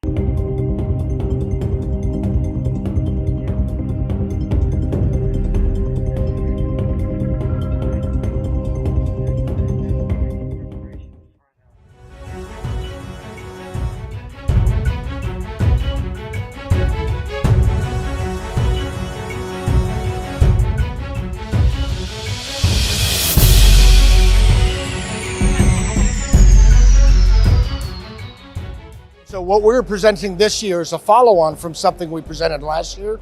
We brought our Mission Command on the Move platform. It's a striker-based command post, totally reimagined to be able to hide in plain sight. What we're experiencing in Nagorno-Karabakh as well as in the Russo-Ukrainian war is a saturation of the battlefield with persistent observation. At this point in time, now it's very hard to hide. And so what you have to do is make things like command posts hide in plain sight, so they blend. And so this vehicle right here is our Nexus, or Next Gen C2 Ready Expeditionary Cross-Domain Undetectable Striker. And it's a mouthful, but that's why we chose to go with Nexus. But Nexus is the center and the hub of any operation. It will provide the U.S. military an opportunity to provide mission command to subordinate units all across the battlefield, and by using substantial improved technologies to be able to reduce the signature of that command post. So the electromagnetic spectrum on the battlefield is what's giving our command posts away. They're putting off so much energy that it's very easy for our adversaries to acquire us. We're using proliferated low Earth orbit technology, as well as other technologies that enable those command posts to hide their electromagnetic signature. And that's why we believe this is compelling. The U.S. Army has asked us to participate in a number of experiments and excursions over the next year that we'll be proud to bring this vehicle to. So we're very proud to bring to the U.S. Army the Sergeant Stout, a 31-ton striker-based short-range air defense capability. And that's in concert with our partners, Moog, as well as other partners that help us build the short-range air defense capability. Well, what we took a look at is integrating that exact same RIP turret onto the Ponder. The Ponder is a proven capable system of many decades in the armies of our allies. And integrating the RIP turret made by Moog and the exact same 30mm cannon and exact same Stinger launchers onto that, we're able to show that you could have a lighter air defense asset without having to change the turret.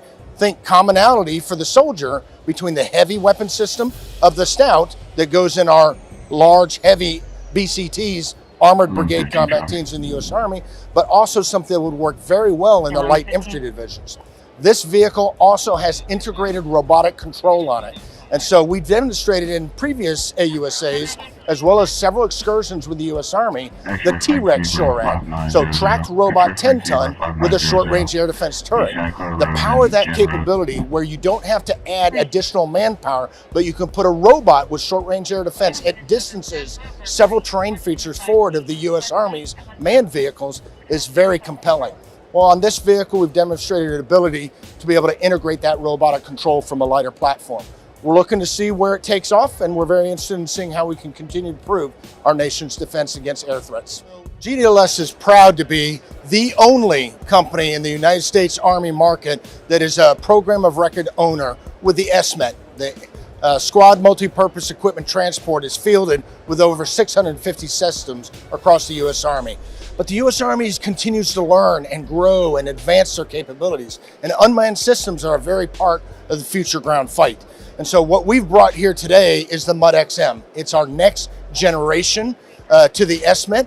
We're demonstrating here today the capability to integrate the GDOTS 20mm cannon, a very powerful capability that on a Kongsberg turret can provide you air defense capabilities for a smaller, lighter infantry formation. And so if you think through that, one of the challenges with short-range air defense on a Pander or a Sergeant Stout is how do you get that in an Indo-PACOM environment, for instance, on an island campaign. But those soldiers there need air defense protection and counter-UAS protection just as much as the large formations in the open plains of Eastern Europe, for example, in battlefields. Well, what this MUD-XM provides, teamed with our Kongsberg and our GDOTS partners, is an opportunity to provide a very powerful, effective 20mm cannon capability to defeat those threats on the future battlefield. GDLS is one company. We just happen to have operations in many locations. And so our president wants to make sure that it's one family team together. And so there's a Canadian operation that builds the labs for many countries worldwide, as well as supporting the Canadian Army. And then there's a United Kingdom branch of our GDLS one company that operates there for the Ajax. We know that the needs of the Army and our land forces is evolving continuously. There has been some very important releases by the U.S. Army for Army Transformation Initiative.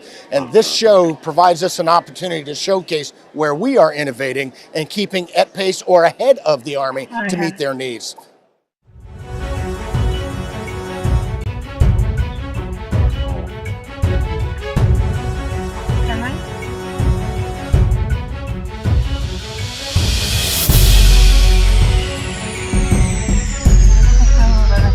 Deal. Brandon James Cohen, gun white, non-Hispanic male, out of Congress, eligible to class 12, expires 2033, no restrictions, and he's clear no one-point license, and he is active license to carry. For the fire call on Drive Road, 7001 called me, he will not be making engine 1 Commonly referred to as Texas, the lone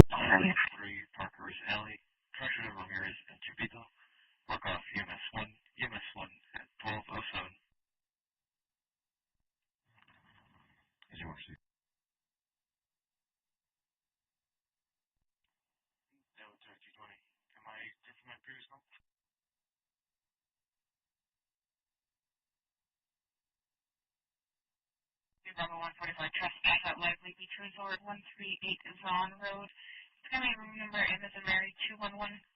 Contact Cheyenne at the front desk. Hello, 14.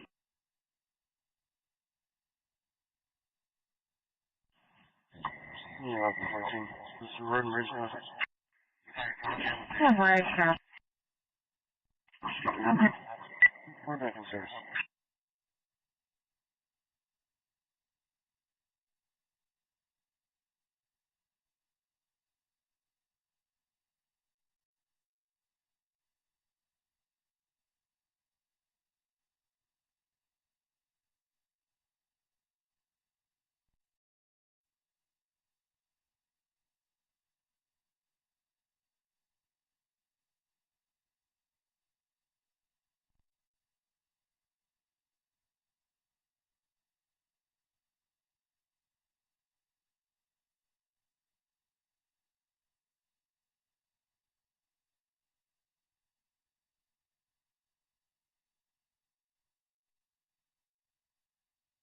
Go ahead.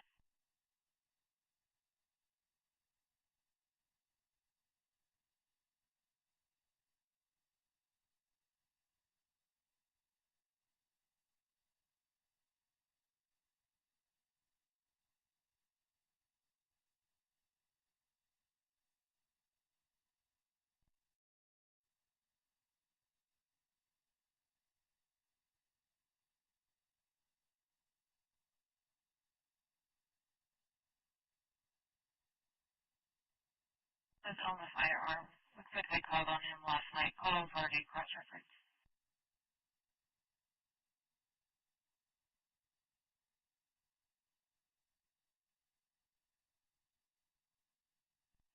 I'll be quick.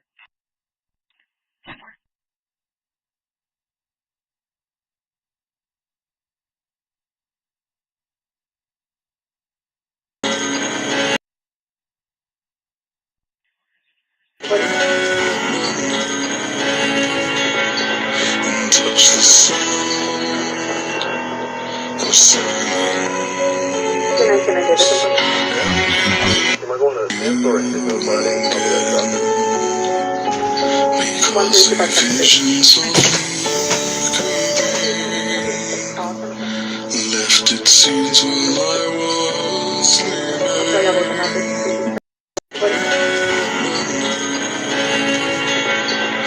Touch the sound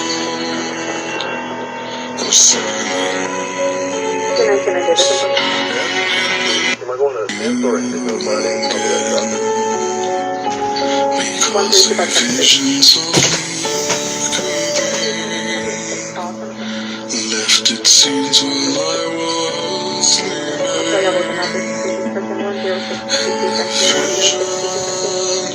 That was planted in my brain still remains within the sound of silence. In restless dreams I walked alone, narrow streets of cobblestone, halo of streetlight. I turned my collar to the cold and damp when my eyes were stabbed by the flash of a neon light. It split my night and touched the sound. Delta 210, Delta 234. Underneath here, 5205, 5205.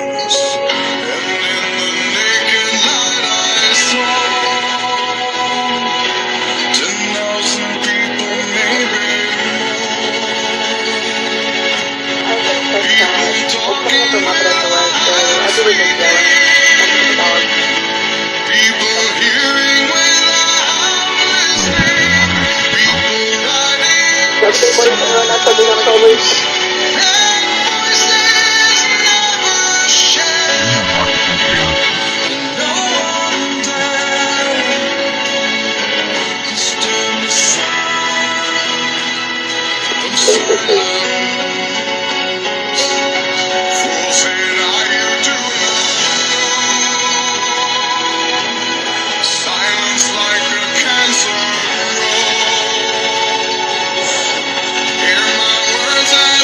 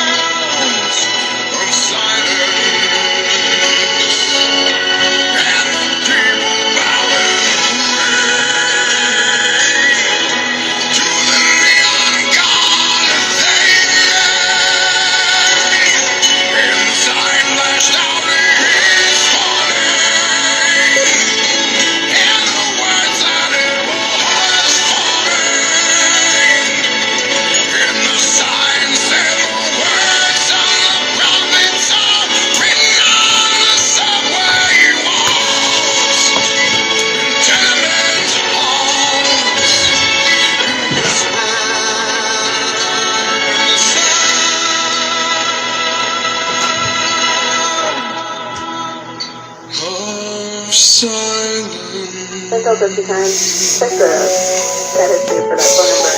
This is a bunch of second and third party calls all over the city. Yeah, this bitch, yeah. They talk about neon gods, and lo and behold, the bitch prophet.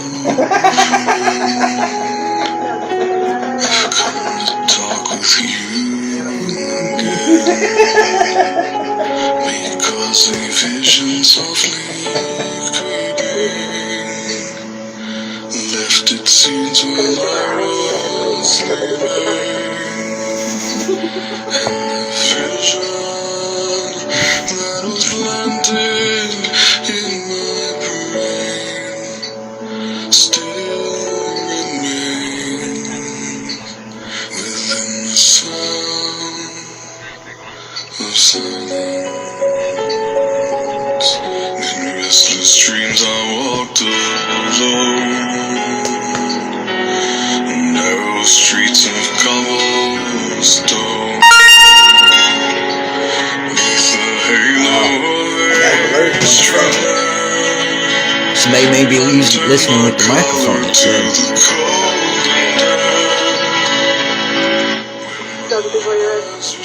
My name's not Davenport.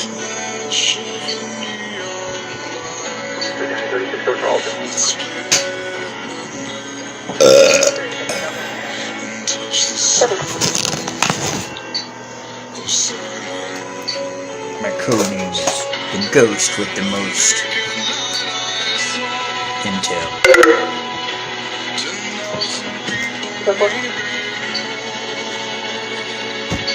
Advising we're receiving an additional call on roadside up in Christi and Corpus.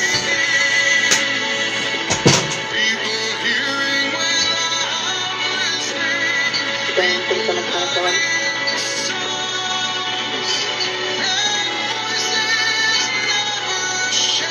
MHQ is on bridge head up.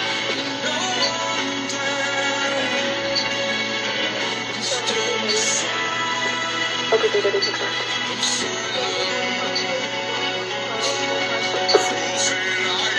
Road William Towers 456.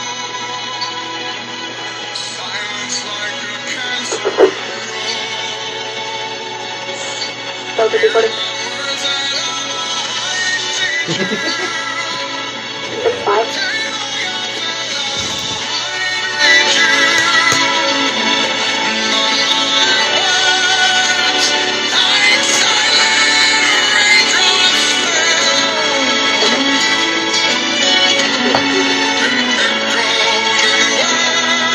The surveillance application is stupid.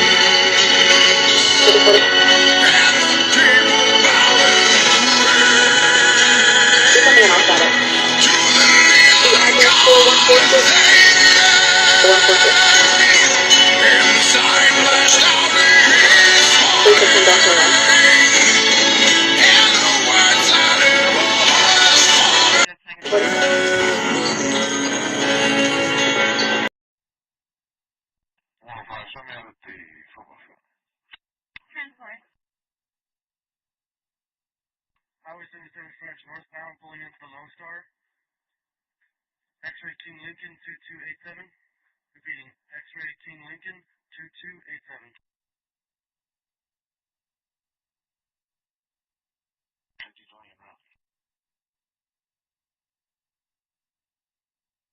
Find one of the boards open. Dispatch now, blue shirt, gray pants. We did advise he left the house on foot, possibly half the back steps.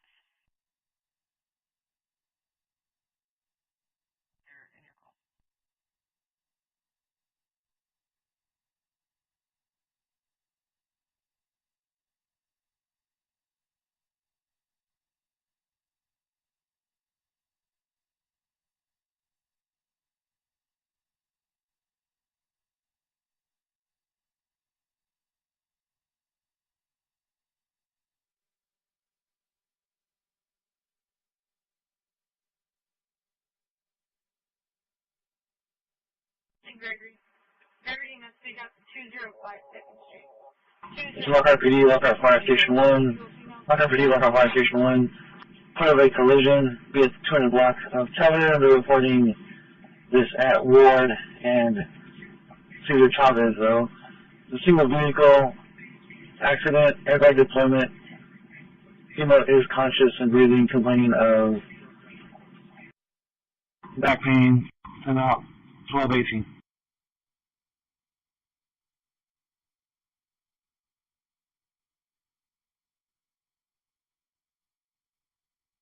Are you 24 Delta